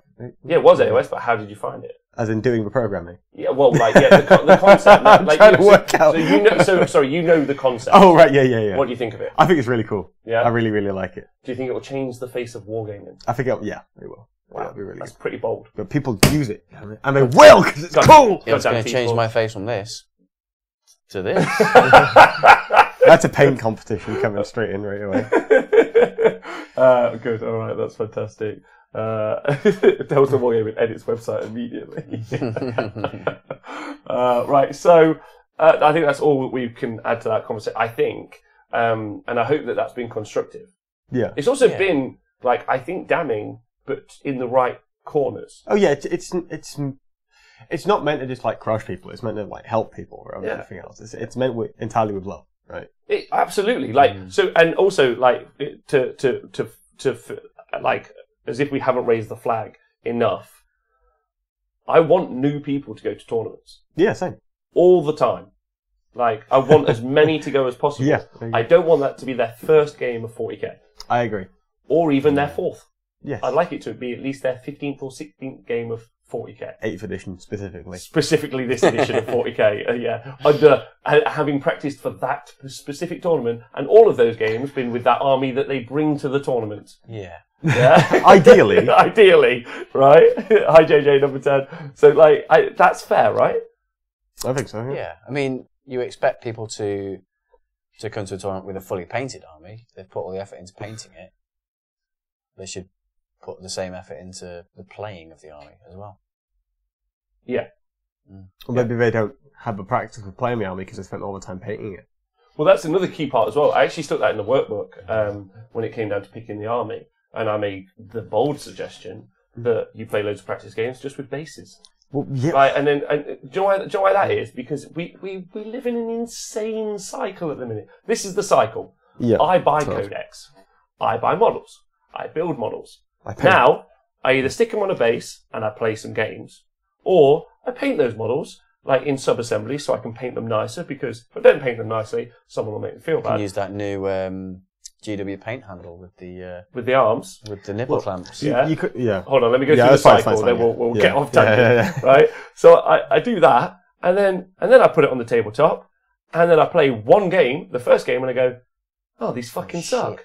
Yeah, these are shit. Yeah. Or these don't play the way that I thought that Meta's they would. moved. Yeah. Or Games Workshop released an FAQ and completely fuck it over. Well, any of those as a system. I feel there's two routes. Either you do the sub-assembly thing, you make them look really nice so people don't make you feel bad, but then you basically abandon the opportunity to be as optimal or as competitive as physically possible, right? Or you embrace the shithole, you make crappy-looking models made of blue tack and bits of sprue. You are optimal, but you get bullied for having a crappy-looking I think there's a third option. I think you get a bunch of empty bases, you write the names of your units on, you talk to your friend. So, honestly, Tom, you're probably, because everyone knows your opinion on everything being fully painted. But Nikos, honestly, if we were going to play a game, what difference does it make to you between my army being grey plastic, and sometimes because I'm sub-assembling it, just a pair of legs on a base, versus it being just a base? How different does it make that gaming experience for you when it's a practice game? We're practicing. I wouldn't mind that occasionally, but I wouldn't like to play loads of practice games just with bases. I think we're missing my point just a little bit, because my point is that between the time of you buying the models for your army, you might have practiced at a bunch of empty bases before and you think it's good. Yeah. Between the time you bought the models, and then you have a bunch of time that you spend painting them up nicely, and by the time you actually get them to a standard where you can take them to a tournament, it's very likely the meta has shifted to a point where they're no longer good. Well, so my suggestion would be, like, let's pick orcs, right? Because they're out. Yeah, let's right? do that. People are like, I want to get into orcs. Awesome. Cool. This is what I'd do. I'd get all the bases for the orcs that I want to play. Would buy no models. Yeah. And then I play that first list that I've written, play in the book. Yeah. And I go, awesome. Play it around. And I go, this is kind of fun. But the Morkanaut, that sucks. That's out. And I'm like, cool. But I'm like, I really enjoyed the boys. So I go and buy myself 60 boys. Yeah. Awesome. Next time I play, I'm still just playing with bases. Yeah. But in between playing those games, I painted up like half the boys. Not on the bases, but like I've done them quite nice. I'm not there yet. Yeah. Yeah. Because that's a big project. And then I take a plane, take the WASBomb. That sucks also. It won't do. Don't worry. It's fantastic. But like, I don't like that either. So I decided I'm going to get some flash kits, let's say. Cool. I'm still painting those boys up because they're the core part of my army. Yeah. Yeah. They're that bit that I know is good. Really, it's the flavourful bits that I'm working through. And now I'm playing my third or fourth practice game with Nikos, and I've painted up all my boys. Yeah. I'm solid. Like, they're on the base now, and Nikos goes, okay, it's some boys and bases. How long did that take you to paint up all those boys? Oh, okay. Well, I could do 60 boys in a week. So my point is, between the time that you've bought all the orcs, because you've obviously tested the army, it's great. Yeah. Between the time you bought all the orcs and finished painting all the orcs, the army could be crap. Because the meta moves so fast. Yeah, absolutely. But like, we haven't seen any overarching. That's why I think, but it's also like your toys, your hobby, and also as a competitive game. And you're right, absolutely. Which is why I've so far only financially committed to these boys. Which is why I'm saying the two routes are: you either you take your time and make them look really, really nice, but then you're running the risk of it not being as good by the time you've finished, or you just rush it. But what I more mean is if you take the concept I was talking about, you've only done like 70 quid's worth of stuff. And while the meta may have shifted, and that 70 quid may be bad. Right, okay. Yeah, there we are. Right? Yeah. The £400 to £600 of full orc army that I could have purchased initially is no longer, like, that's safe. That other money is in a bank. Yeah. And that time that I spent speeding through that as well is, and I've also got some pretty nice looking orc boys. Yeah, which I'm sure someone will take on. And that's based off the premise that the orc boys are always going to be at least somewhat useful because they're troops choices. Exactly. Yeah. Something like that. Like, that's like that kind of core, like, methodology. Right. Okay. And then Nikos and me have played a few games. I understand orcs better, and I know that I don't really need the WASBomb.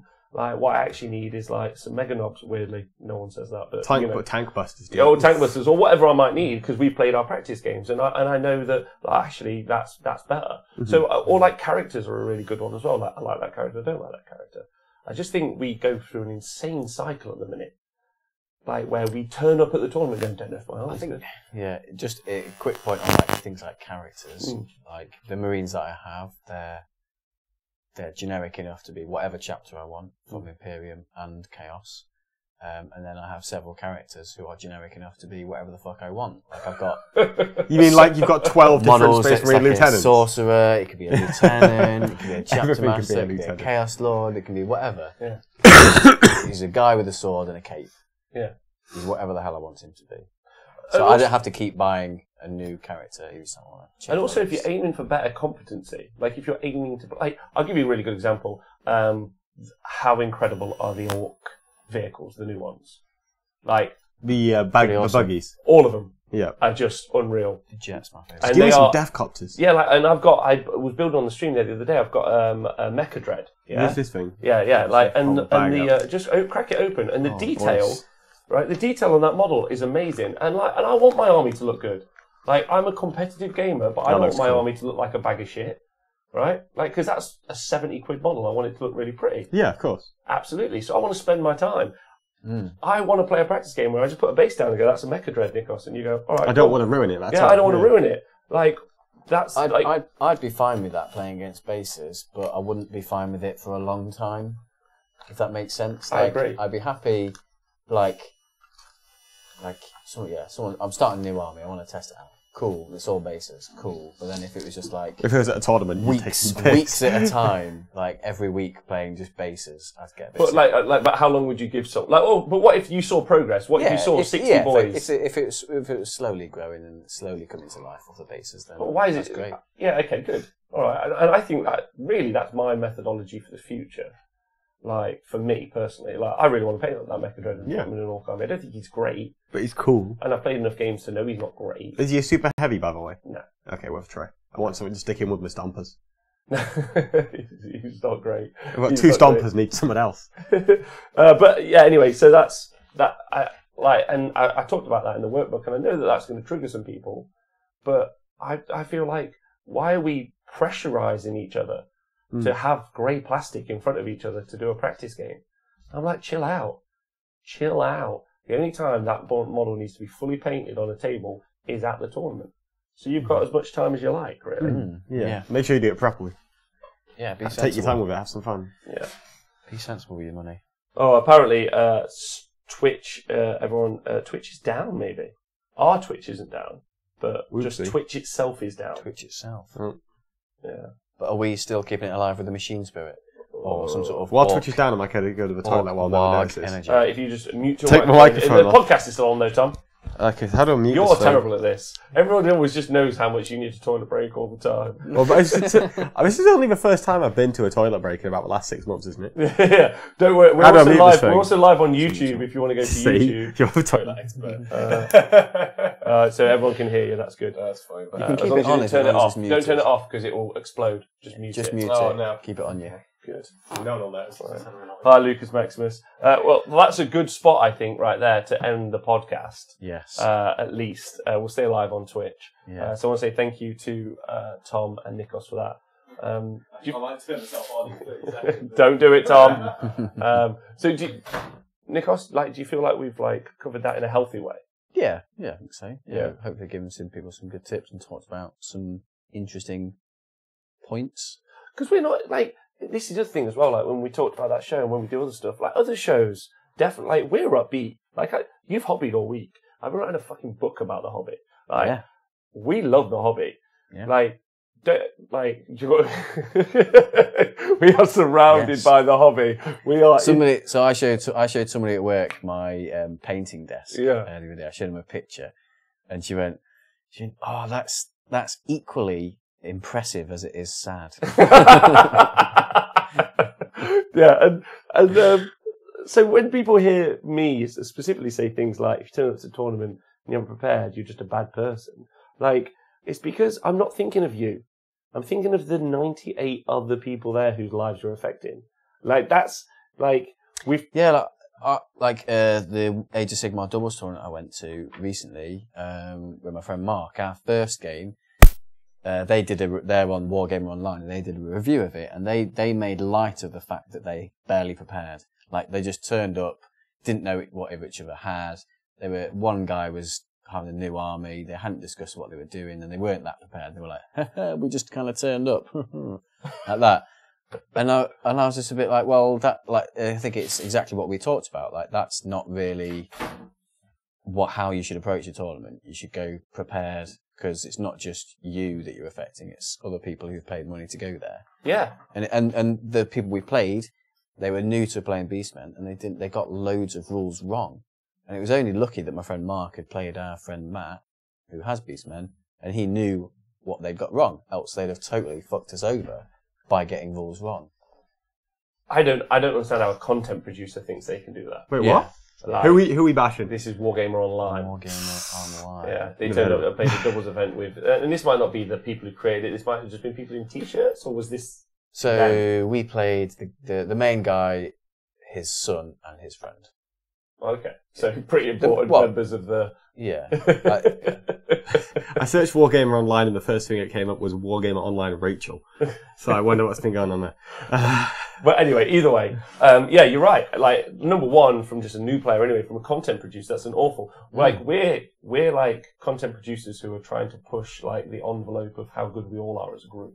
Yeah. And so that means that there has to be a standard. And if you fall below that standard... You're now in our shit books.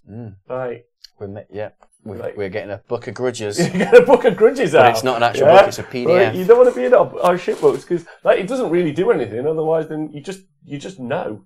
And I, for one, want to prepare more for all tournaments in the future. And the hobby is the bit that holds me back from being more prepared to play, which is why I've committed to armies for a year. So you got no painting preparation to do. My army's ready to go. Just got to pick my list, practice. That's all I've got to do. Done. That's I know the rules well because I played it last tournament. Yeah, but I would still practice. Like I would still practice games. Yeah. Like absolutely. But you're not starting from ground zero. No, with a new list, a new army. And you know the army already. You just got to practice your new list. That's it. And for those, you already know a few. You might even know a few of the units in there already, right? Yeah. And if you want a hobby, you can either hobby a new unit into that army, or you can hobby another army in the background while you're prepping for that tournament. That's kind of what I'm doing with my orcs. Like I've not played a game with my orcs yet because none of it's ready. So I'm playing one of the other armies until my orcs are ready. That's good. Yeah. I did some city urban camo on my Gretchens. I've never learned to actually do city urban camo. I need to get urban. I want to do just camo. Just spray grey, stippling on with some sponge, another grey, and then white. I saw some Space Marine in like jungle camo, and I was like, "Why is no one ever showing me this? This is brilliant." That's good. Yeah, really awesome. Yeah, really, really good. All right, cool. I think that we've nailed that. Tom, any final thoughts? Neil Kerr says AdMech aren't trash. Who? That's all. He's the head ref of ETC, and he used to play for Team Scotland, and now lives in Sweden. Come to find him. Okay, he probably will. He's a big boy. he's a rugby coach. Does he think they're good? He does all right with them. All right, tell him to message me because I want to know. I've got a box of AdMech right there that's like upset. Yeah, I'll get him to. Please do. That sounds fantastic. Yeah. All right. Okay. Thanks everyone for listening to the podcast. You guys are brilliant. Really challenging conversation. I'm glad we could have it. Yeah. We need to as well. Yeah, we need to. We're going to put that to bed now. I'd like that to not come up again. In future, if it comes at a tournament, we'll just go, there was some slow playing. We've discussed this. Fair dicks. Yeah, right? Go and listen to this show. So this should be the ultimate show about it, I think. Everyone on Patreon and Twitch, thanks for crowdfunding us so that we can bring you challenging content like this, which is a little bit tough and isn't really upbeat. Where we should end on a joke. I'm just going to write a joke into Google and see what happens. Brexit. Oh, yeah. Hey, it's been pretty fun today. I've had fun. I'll see you all in the Thunderdome. Nikos and Tom, thanks for being on the show. See you on the other side of the apocalypse. I'm swapping my hands for blades. We'll see you guys swapping soon. my feet for blades. Right, so that's the end of that podcast. Does anyone need anything before we start the next show where we talk about Plague Toads? Plague Toads! We were getting so many people then at that point. There were like 70 people watching, and then just like, it's all broken now. Oh, sorry. Everyone's going to watch on YouTube, which is cool that we do that now. Yeah. People watch on YouTube and leave comments. And I'm like, thanks for that. Leave comments below. Leave comments. Hit subscribe, like, share. Leave some comments. Hit that thumb up button. All right, let me just get... One day I'm going to put tags on a video. That's right. Really? One day. Not today. And it's not this day. This is not today. This day it's bear. All right, this might not be too long, by the way, just because of... It's mainly just turned into Nurgle rather than Toads, but we're going to talk about Toads mostly. So okay, all right. Also, I am going to take You'll see why. Before we start the recording, I'm going to take a small break, which I won't mention what for because we're live on the telly. Oh, my bad. Yeah? Is it to do with the Suicide Squad? It's not. So you guys got the show. Good luck. I honestly thought like we were offline. We were just on Twitch. It was fine. It was all right. No, we're live, Tom. Oh, it's fine. I really needed to as well. I was just kind of sat there. It was. Otherwise, it would have leaked and it would have been bad. So, my theory, Tom, that now you're such a hobby themed, is that the Blood and Glory painting reward system has changed you as a person. I hope not. Because they rewarded you with points. I mean... So they've conditioned you by rewarding you with points for painting. You gave me competitive And now you've points. had so much, positive... have you seen this? So, Dan Danger Mouse sent me this of him with his Skaven. Oh, is he dipping it? Oh, yeah. Well, that's what I'm going to do. Look at that. I'm dipping my nuts like he then discovered it's too slow, so he just pours it all over him. Oh, really? So that's what I did with my knights. But I thought about it's beautiful. Making a custom attachment for my drill. So so you maybe get some way to attach the model to the drill, dip it in, and then spin the drill. So it's, just go everywhere, wouldn't it? Well, you'd have a Put it in the blender! Put it in that? Put it in the blender, mate! Blender? Yeah, blender. Yeah, could do that. Put all your models in the blender with but that one at a time, though, that would be... Nah! 80 models. One... Whiz it round. Like 6 tubs of Agrax Earthshade. Bzz, I'm using the army painter dip. Strain it off. Quick take, quick. Yeah, there you go, there you go. But there you go, use the army painter dip as well, that's fine too. We've had a thought, Rob. What is it?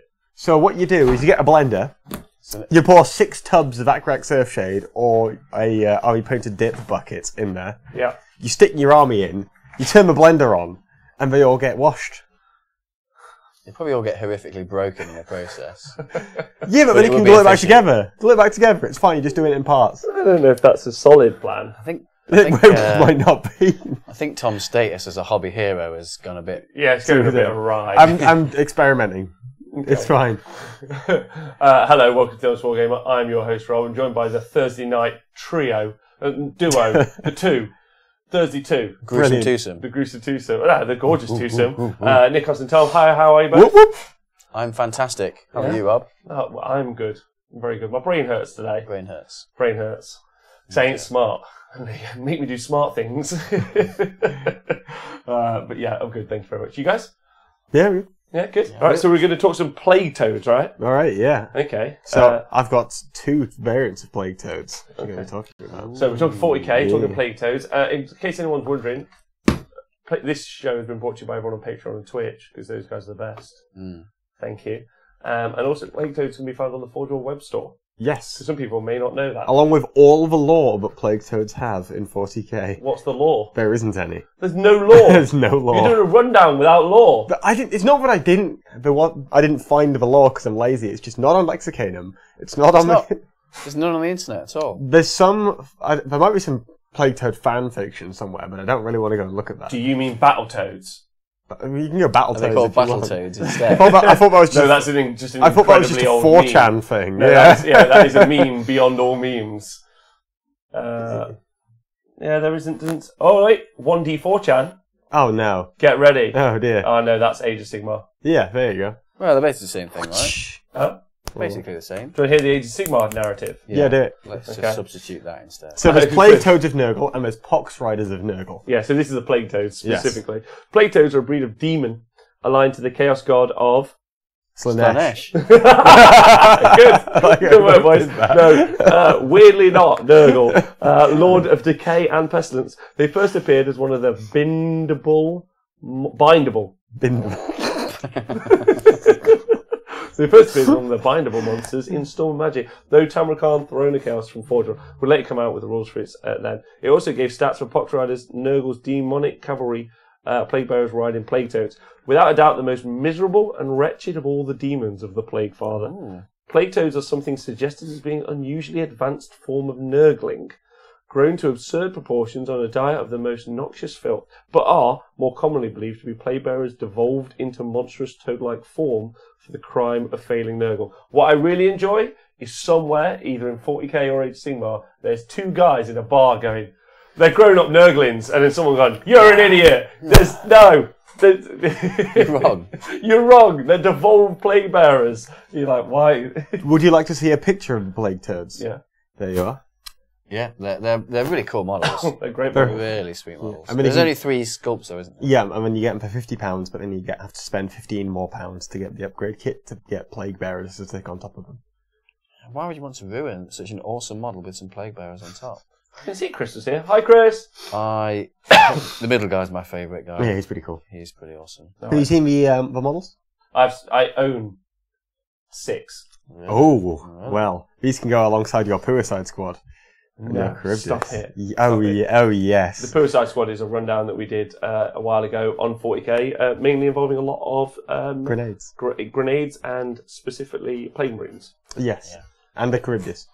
Yeah. All right. Okay. So if you want to turn to page 52. Oh, so yeah, we've done 53. So we haven't done a rundown. Well, have we? There we go. No, well, we don't have any law, and the models, there are only 3 of them. But they're fucking amazing toads. They're cool toads. Cool. Yeah, very, very cool. They look like cooler squigs.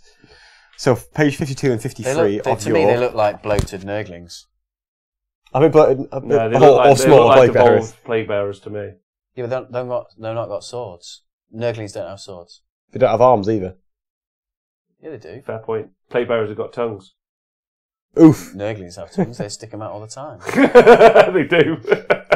Actually... And long may this argument continue for all of time. So, plague bearers have one eye, don't they, generally?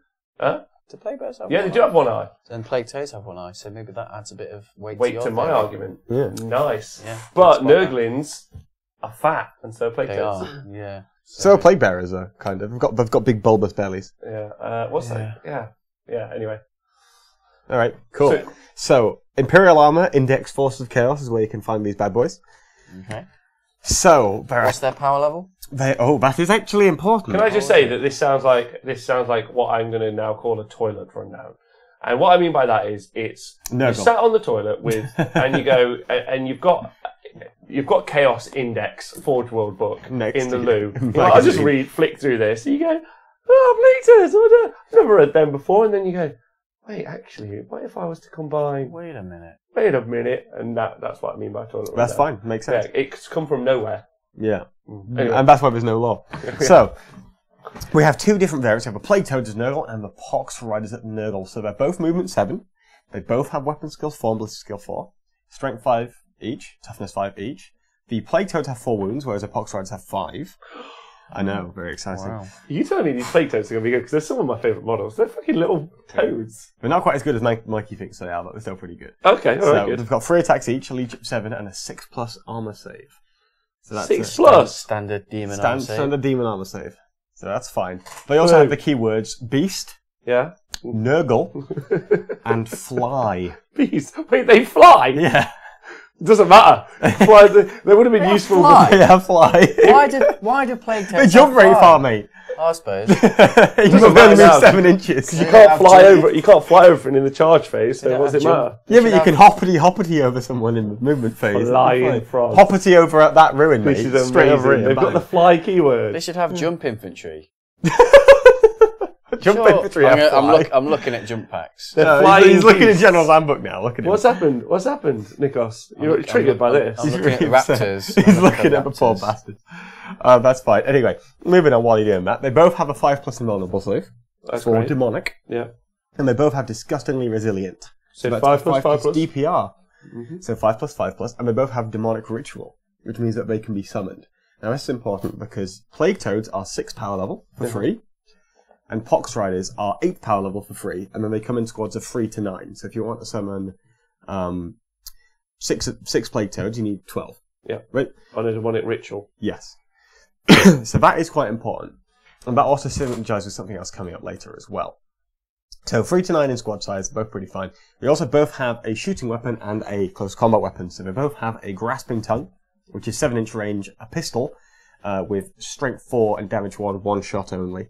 But it's just another thing you can fire while you're in combat as well. Yeah, People often forget you can fire pistols while you're in close combat. You can lick people, basically. You can lick people into your Yawning Maw. And your Yawning Maw is a melee weapon with strength 5, AP -1, damage D3. That's great. And every hit roll of the 6 made, so it's not unmodified, so it's just, you need a 6, Flat 6. becomes an additional automatic hit. As well. How many attacks do they have each? Only 3. That's Only not bad, 3. though. So it's You 50-50 roll one. maybe. And they hit on 4s. And they hit on 4s. Okay. So maybe you get 2 hits, which is fine. It's alright. They also have, the Pox Riders have 2 additional attacks with their Rider's Plague Swords. So their strength 4, AP 0, damage 1, but they reroll to failed to wounds. And you get 2 attacks of those. Poisonous. I'm not sure if they work with the Plague Banner though. So the Plague Banner is a strategy we can use before the game, and it gives you your Nurgle unit. Basically, their Plague Swords become damage 2 rather than damage 1. Cool. But Can they have a banner? well, they can have a banner, but they don't have Plague Swords. They have Riders' Plague Swords. Riders. I think what's really key Plague here, swords. and Okay. we really need to focus on this, they have the fly keyword, so clearly this is a war scroll written in about 4 seconds. Yes. Yeah. Great. I love that. And we wonder why the ETC doesn't allow this bollocks. All right. But so basically, there was this thing a couple of months ago where I was talking to someone about predators. So there's a strategy we can use on predators, and it doesn't have the keyword predator. It's just predators, and you can't use that on Baal predators because they're not predators. Okay. So I think this is a similar thing. So I don't think you can actually use a Plague Banner on these. So no cheating. You can't actually take any upgrades on the Plague Toads, but you can take upgrades on the Pox Riders. So they can take an Instrument of Chaos, which is really good because it's +1 to your charge and advance rolls, Oh, nice. which is really nice. And then you can take the demonic icon. So if you when you're rolling your morale checks, if you roll a 1, you don't lose any models and you gain back a model. for this unit. If it's for plague bearers, you gain back D6. Yeah. If it's for plague drones or pox riders, you gain back a model. Yeah. That's decent though. So that's still. I was originally told it was D6 models, and I thought I was busted. So that's not quite true. But still 5 wounds, 5 plus vulnerable save, 5 plus with disgust resilience. Yep, and toughness 5. That's great. That's still pretty good. Yeah. I found the banner is really, really good because I think it makes people need to finish off a unit. Say you have deep stuff like 20 bloodletters, they get it down to 3. It's unless I spend 2 command points, it's going to go. But there's always that chance I'll roll a 1 and it'll stay. Yeah, I mean, it's specifically good for Sloppity Bilepiper, because Sloppity Bilepiper, if you have him with a demonic icon, you roll 2d6 for your morale and you pick the lowest. Slippity blip blob. Slippity blip blip. Slippity Oh, nice. So if you take Slippity blip blip, Yeah. you roll 2d6 for your morale and pick the lowest, right? So with these, if the lowest is a 1, then you get your model back and you auto-pass a morale check, and it works with all Nurgle units within 6 inches. It's great, by the way. Blip blip. It's really good. Oh yeah, it's really, really good. So it's I'm very jealous of all Nurgle's extra heroes they've got. Like Khorne and Slaanesh and Tzeentch, they don't really seem to have the variety that they're pretty much immune to the rule of 3 as well, because you just take Plague Bearers, and then you take Plague Toads, and Pox Riders, and Plague Drones, and you just got so much variety in terms of how many durable units you can take as a Nurgle player. Yeah, they really do. Yeah, like, really good. the demon element of Nurgle is far more represented than the demon element of most other factions. The downside of that is all these units are pretty similar in terms of what they do. Why isn't there like a kind of medium tier like Khorne bruiser unit, like a bunch of giant bulls with axes? You mean like bull crushers? Not bull crushers, blood crushers. Like blood crushers, but like on foot. Yeah. Do you know what I mean? Well, if you gave them a fly keyword, they'd basically do the same thing. I think if they Stop it, Tom! Stop trying to hurt my feelings. I think if they ever did like Khorne Gores again, they could do like really big beefy. Yeah. Khorne Gore. I don't know why. To be fair though, what we have had, we had the Nurgle release. No, we had the Tzeentch release. We had a whole swath of new Tzeentch models. Yeah. We had the Nurgle release. We had a whole swath of new. Looks like we're getting a Slaanesh release, so we'll have a whole swath of new titties. Titties. Titty demons. Sorry to anyone out there. And then, but when they did the Khorne one the year before Tzeentch, they didn't do the same. Well, it was the same year. They just had Bloodthirsters released, didn't they? Oh, they had 3 or 4 years ago they did have Bloodthirsters out, didn't they? Yeah. That was actually really cool. Well, that's like 4 different Bloodthirsters, right?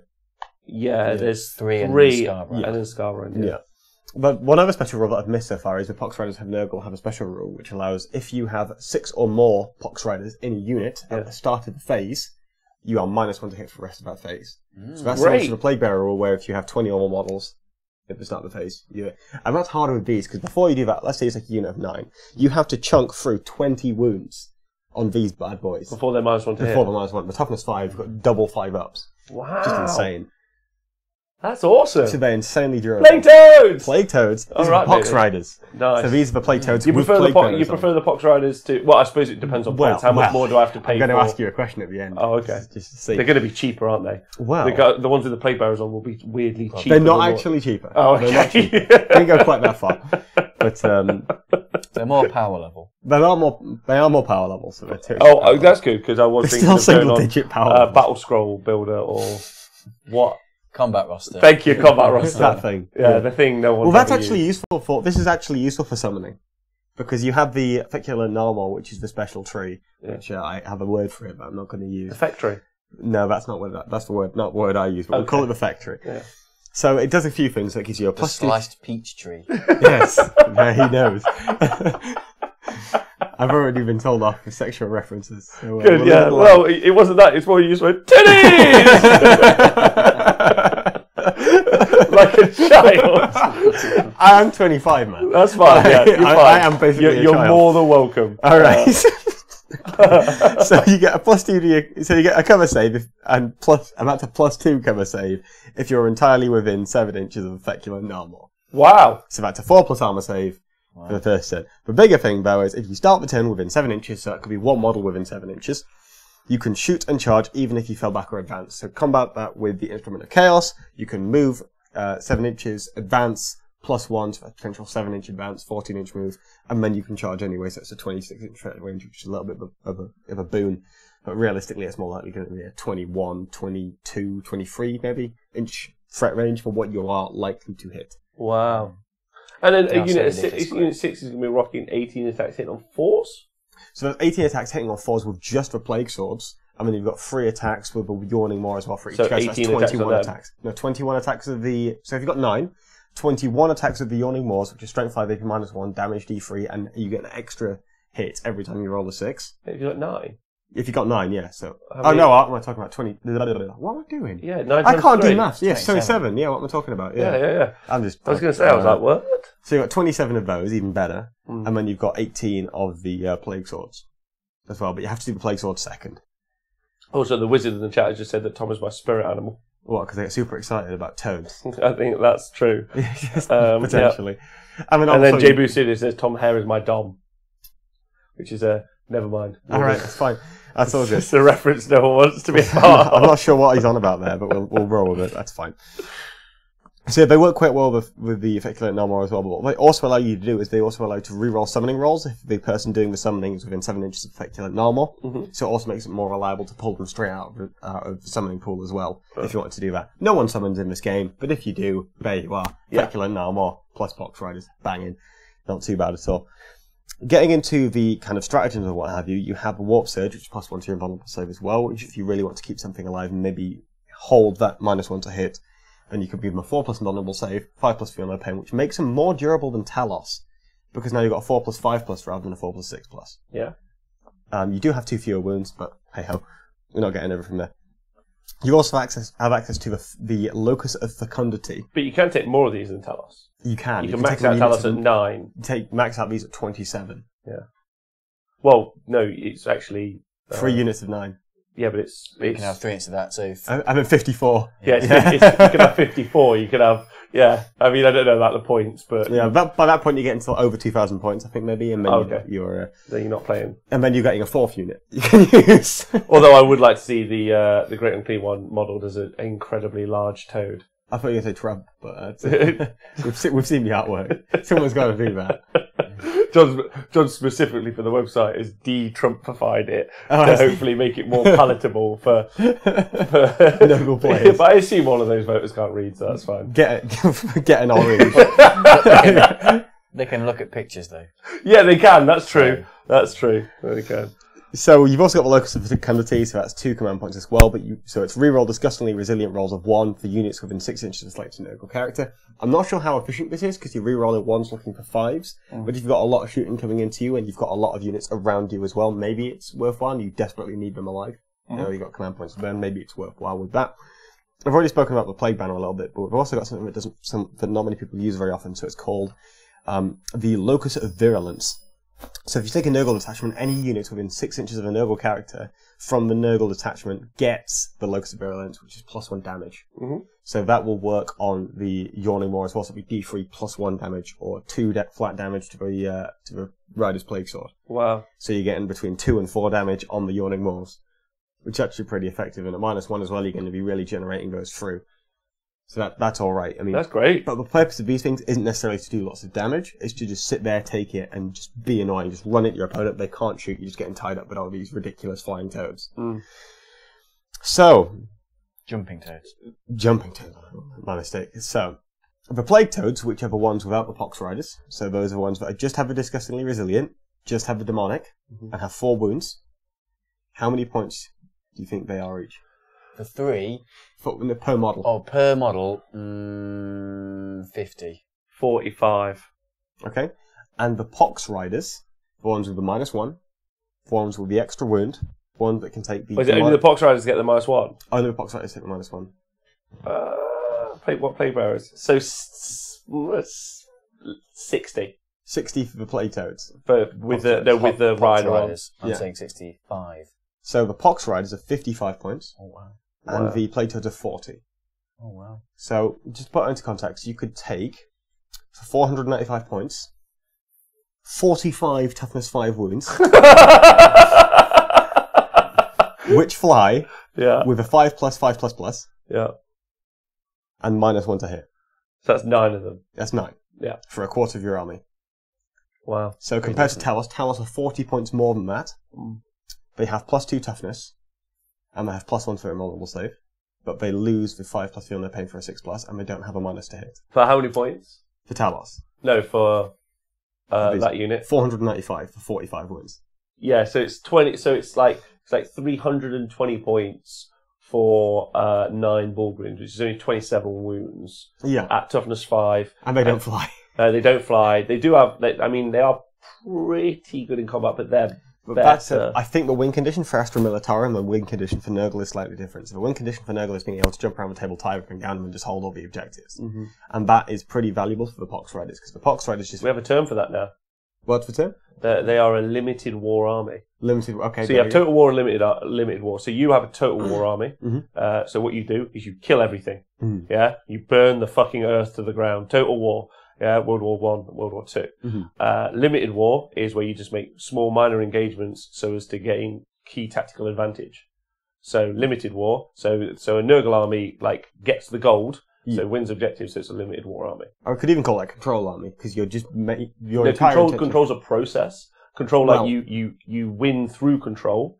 Whereas this is what I'm saying. That's all you're doing. You're controlling your opponent. You're just lobbing a bunch of shit in their face they can't deal with and saying, right, I know I win the game. But what your process of doing that is by scoring objective points. Yes, you're just scoring the objective points and using these and things like plague drones to just knock them off. Yeah, well. So basically, it's down to whether or not you prefer these to plague drones. What, toads versus a drone? The Pox Riders versus the drone. Well, financially, I'd much prefer the plague drones. I bet but for hanging out and being like, I've got loads of toads, we all know the answer. Yeah. Everyone knows what a plague drone does. No one knows what a Pox Rider does. No. Ooh. Is it -1 to hit on the plague drones as well? I don't think so, no. Wow. Aren't they better? The plague drones? The toads. Aren't the toads better? I think they might be. I So feel that I'm they going to get might the be. plague drones out now. They also Plague they're actually got their profiles quite small as well for line of sight blocking. Yeah, they are. This is the thing. It's a plague bearer on a little bit of a toad. I would love to see a Nurgle army which is just a mix. Oh, of okay. So plague drones. flies and toads coming out of a swamp. So I can build that army though. I've got it. So here's the thing. Plague drones are 34 points. So they're 20 points cheaper than these things. And how many wounds they have? They have 4 wounds. They have 1 fewer wound. Not as strong. They don't have the -1 to hit. Yeah. And everyone's shot at plague drones, right? We know how resilient they are and how annoying they are. And I think the difference with 4 wounds and 5 wounds is huge, because now you're not firing damage 2 at them.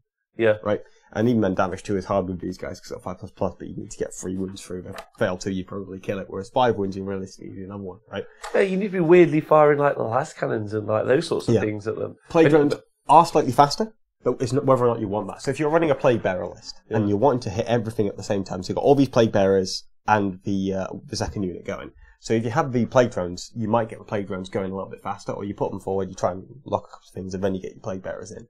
If you've got the toads, you're all hitting at the same time.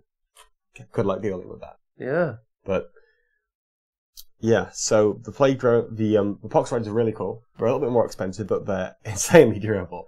Just take 1 unit of 9 for giggles, see what happens, and that's just over a quarter of your army if you're playing 1750 points. Yeah, it's fantastic. And what's interestingly, if you compare it to say Mortarion, which is about the same points cost, Yeah. the survivability versus Mortarion is just exponentially more survivable. Yeah. It's 3 times the wounds. Obviously the toughness is different, but yeah, it's all, no, it's not 3. What is it, 45 or 55 wounds? 55 for the Pox Riders, 40 for the toads. So you could even just take the toads. Yeah, but if it was the Pox Riders on toads, it's literally triple the wounds of Mortarion for the same points value. Yeah. Which is crazy. Yeah, they're a lot slower though, and they don't have a Heretic Astartes keyword, so you can't warp time them. No. You could just shout ribbit at them, or I don't know. Whoa! Yeah, the potential for hilarious sound effects with this army. So it's like slightly more obnoxious plague drones, which are also slightly more expensive, but also hella fun. Yeah, there's literally not a downside that I can see. You're not killing those. Yeah, they're tiny, so they're easy to hide from line of sight blocking terrain. They also have the beast keyword, And then fly so we can jump over said line of sight blocking terrain. they have the fly keyword. Should be the jump keyword. But It should be the jump keyword. Yeah. Yeah. Fair You enough. can make boinging noises. Yeah, I'm sold. They sound fantastic. And now you can use them, yeah. I like armies like that because I run my Bullgrims very similar. I do like units that do that sort of job. Mm-hmm. But then I'd want the punch, Tom. Yeah. How do I so they're a perfect, as people would describe them, an anvil unit. Yeah. So a unit that you would use to hold a unit up while something else comes and punches it. I see them as that personally. Yeah. I mean, you can what still bravery are they? Leadership, sorry. Leadership 7. Oh, okay, so but they've still got the. If you fought some morale check, it's 2d6. Pick the lowest. Yeah, that's okay. But Or then if you're worried about it, you can also pass it because the model count isn't that high, right? So if you lose like 4, it's like, well, maybe I'm a bit worried about it. Yeah. But what would you use to in like either a plague bearer, so you wouldn't ever try and hammer and anvil it. You would just go pure limited war and just hold objectives. Yeah, that's what you do with Nurgle, I think. You just lock your opponent down and then hold the rest of the board and win on the objectives. Okay. You're either harvesting a maelstrom or you're winning on the objectives. Okay. Under events where that's where it's appropriate. Well, even in ITC you can do it as well. That's just what's really frustrating when you talk about a unit in context. You're just like, which game format are you talking about? The continuity between the systems is all of them are basically just they rely on board control. And that's something that Nurgle does very, very well without actually necessarily even killing much. Because it just walks in your face and locks you down. And kills you scream. I mean, it kills you slowly. But it's not reliant upon killing you. You're more worried about it locking you down than you are at killing you. So you're just going to walk in, you stood in 4 corners. Okay, that's one thing done. I've stood on this many objectives. Oh, I get loads of points for standing loads of objectives. You're not killing very many units. Okay, I killed 1 unit, you killed 0. I get a point for killing a unit, and I get a point for killing more units than you. Tom, stop this. I've got 6 plague toads. Don't make me get 3 more. No, that's fine. You're convincing me. I'm so convinced. Well, because you've got 6, it means that you get -1.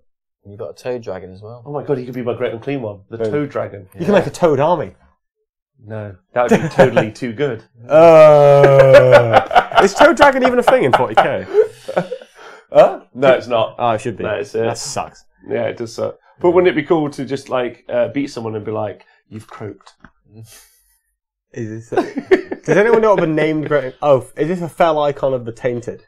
What? Oh no, you can be Corbax Utterblight. No, he looks very different. He looks like a little tiny poop. Do you know? Okay. He does. That's what he looks like. He's 12 power level. He looks like a teeny poop. What about Mammon Transfigured? I don't know who that is. I don't know either, but he's the fell icon of the tainted. He's 9 power level and he's toughness 7, leech wounds 8. He sounds great. He doesn't. Let's have a look at him. Herald of some sort. He looks pretty boring. That's a good rundown. I haven't enjoyed a good rundown in a while. Have some plague drones. Oh. Have some plague drones. We've covered plague bearers a little bit in there as well. Because which is good, and I think was helpful. That was ace. Cool. Yeah, that was pretty rapid. Well done, Tom. Thank you. We could get like 12 of these in one show. I kind of want to do 18. Please don't. Plague toads. Oh, right. Not 18 rundowns in a single 18 show. Plague toads. You could have little nurglings riding them instead of plague bearers. That'd be amazing. Could you could you paint squigs up to look like toads and then put nurglings riding them? They wouldn't be big enough, squigs. Infected. Wait for new squigs. That's what we should wait for. Giant squigs. Yeah. Oh my god. You could convert giant plague fleas from the plague drones if you want to do the toads on cheap. That's true. Saving sort of look cheaper. And then also House of Wargames says you can deep strike 9 froggies though with an 8-inch charge. Yep.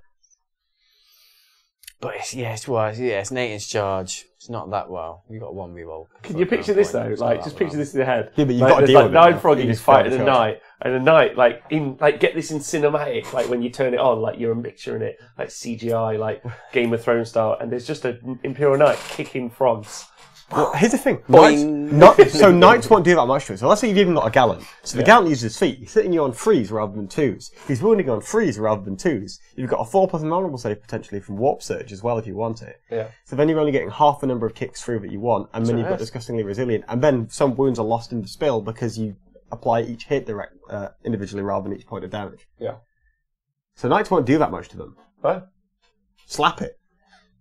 Frogs. Frog power, or toads specifically. There's Frog a difference. power. Yeah. Teenage Mutant Hero Toads. Toads. Toads. Turds. Well, thank you. Toads. Oh my god, House of Wargaming has posted a pic of frogs doing like 30 wounds to a Knight Lancer on our Facebook. Let's go check it out. But we might use that as the pic for the podcast. There you go. Little image. Well, thanks, Tom. That was awesome. Well done. Thank you, mate. Nikos, thank you for doing some great scenery. No, that's really good. Continue on. I do like this thing. Alas, poor Yorick, I hardly knew him. Thank you to everyone in our Twitch chat and everyone who watched on YouTube or Facebook. As always, we need to say a massive thank you to everyone on Patreon and on Twitch. You guys are helping to pay for what is going to be the best, I think, one of the greatest websites to come to Warhammer in quite a while. And it's all free for users and use. So, like, you guys are crowdfunding something free, which is it's cool. So well done. You guys are the best. Well done on making the hobby better for everyone else. What a bunch of fucking heroes. Kind, aren't they? What a bunch of Brilliant. heroes. Altruistic. Brilliant guys. Yeah. And also please join us next Thursday where we'll be doing some more 40k chat. Hopefully the Orc FAQ is finally out so we can actually review that codex. I still don't think Traxxas cannons will be meta, even if they don't fix them. Oh wait, did I not send you the list? No. It's okay, I've won. Oh, that's fine. I've won. Oh, you might have done. So it's 60 points, right? Mm-hmm. So people may, if you've been listening to the show, know that I own a lot of mech guns, right? Yes, you do. Do you know how many I own? I own 25. I know. Right. So anyway, mega cannons have gone up to 60 points now, and they previously were much cheaper. And I used to run 18 of those. But so they've got to 60 points, which I think is fair, because their damage has also now gone up to D6. And I was like, what, 360 points for 66 shots that hit on 4s, yeah, their strength 8, -3, and they do D6 damage. Yeah. I was like, that's pretty incredible. Like, that is good. Yeah, it is good. What happens when you hit hordes, though? Well, hold on. Well, no, because don't worry, I've still got... I've got a plan for this. Yeah, loads of boys. Yeah. When do they bring more boys? That's not all of it. But then I was doing the actual reading, and they changed the profile of smasher guns. Yeah. Or they actually... No, what they did was they put the tractor cannon up, and they put the bubble chucker up, and they changed its profile so it's like a little bit more boring. And they put the custom guns up. But smasher guns, they were like, we'll just leave this as they are. So smasher guns are 31 points each, right? So if I want to take 18 mega cannons, it would cost me over 1,000 points. Yeah. Which at 18 D6 strength 8 -3 D6 shots is pretty amazing. Yeah. But hitting on 4s is a little bit Yeah, it's not great.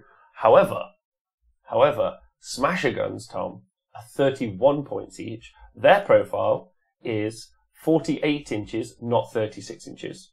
Right? Strength, now this is where it gets interesting, is you roll 2 dice and you have to roll above their toughness. Okay. Right? Which, against an Imperial Knight, not great news. No. Right? But everything else, you're pretty golden.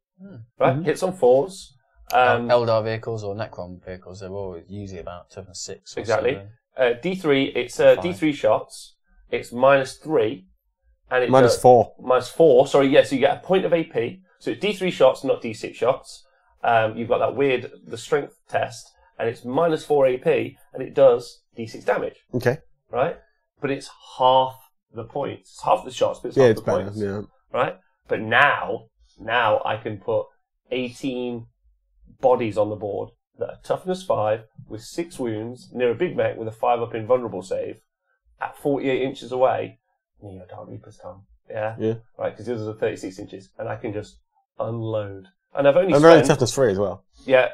And they only cost, so it's half that. It's 180 points for 6 of them. You still need to roll to hit though, right? Yeah. At -1 because of a late type and a minus. There won't be a late type, will be soul burster. But you get lightning fast reflexes. I would. But guess what?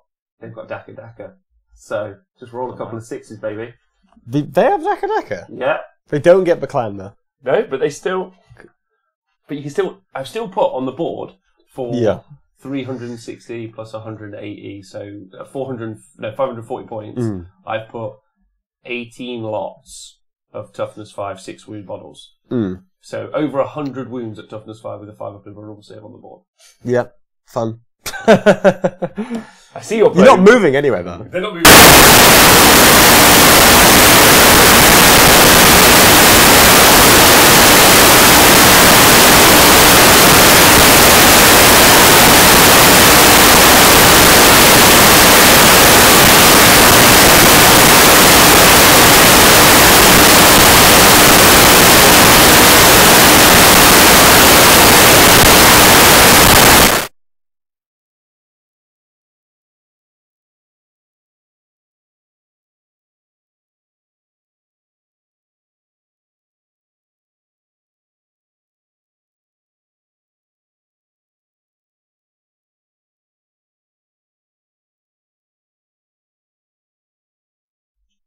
Okay, you should be good now. We're back. Yeah. Yeah. I'm not. So you have You're to take not. the show We're out. back. That's fine. Rob's We can do that. So, Rob break his I mic. apologise to All everyone right. about the bike. Sorry, everybody. that's fine. I was going to ask him how many boys he had, but now he's gone. He doesn't have any boys. He has 90 boys. All right. Nice boys. What if I bring 180 boys? Oh, that's fine. Okay, he's ready for it. All right, that's fine. So, are we wrapping it up there? We are. Cool. Just say thank you to everyone and sorry about the sound. Okay, thank you to everyone. Sorry about the sound. That's right, correct. Thanks, guys. No, How else did you end the show? thank you to everybody say- else on Twitch and Patreon who makes all this possible and makes it so we can produce cool shit for everybody. You altruistic bastards, you beautiful people. Other than that, our next show is Age of Sigmar on Mondays, right? With Nathan and Jet giving insightful conversation regarding... Oh, you're talking about the workbook. Oh, very cool. So that should be universally interesting, regardless of whether you're just playing 40k or you're an AOS player as well. So that should be cool from 7 PM. Awesome. And then join us next week for more 40k on Thursday. Same time, hopefully. You two are great. I am great. So is Nikos, and so are you. Yay. Yes. We're all great. Cheers, guys. Bye. Good chat. Everything is awesome. Woo woo.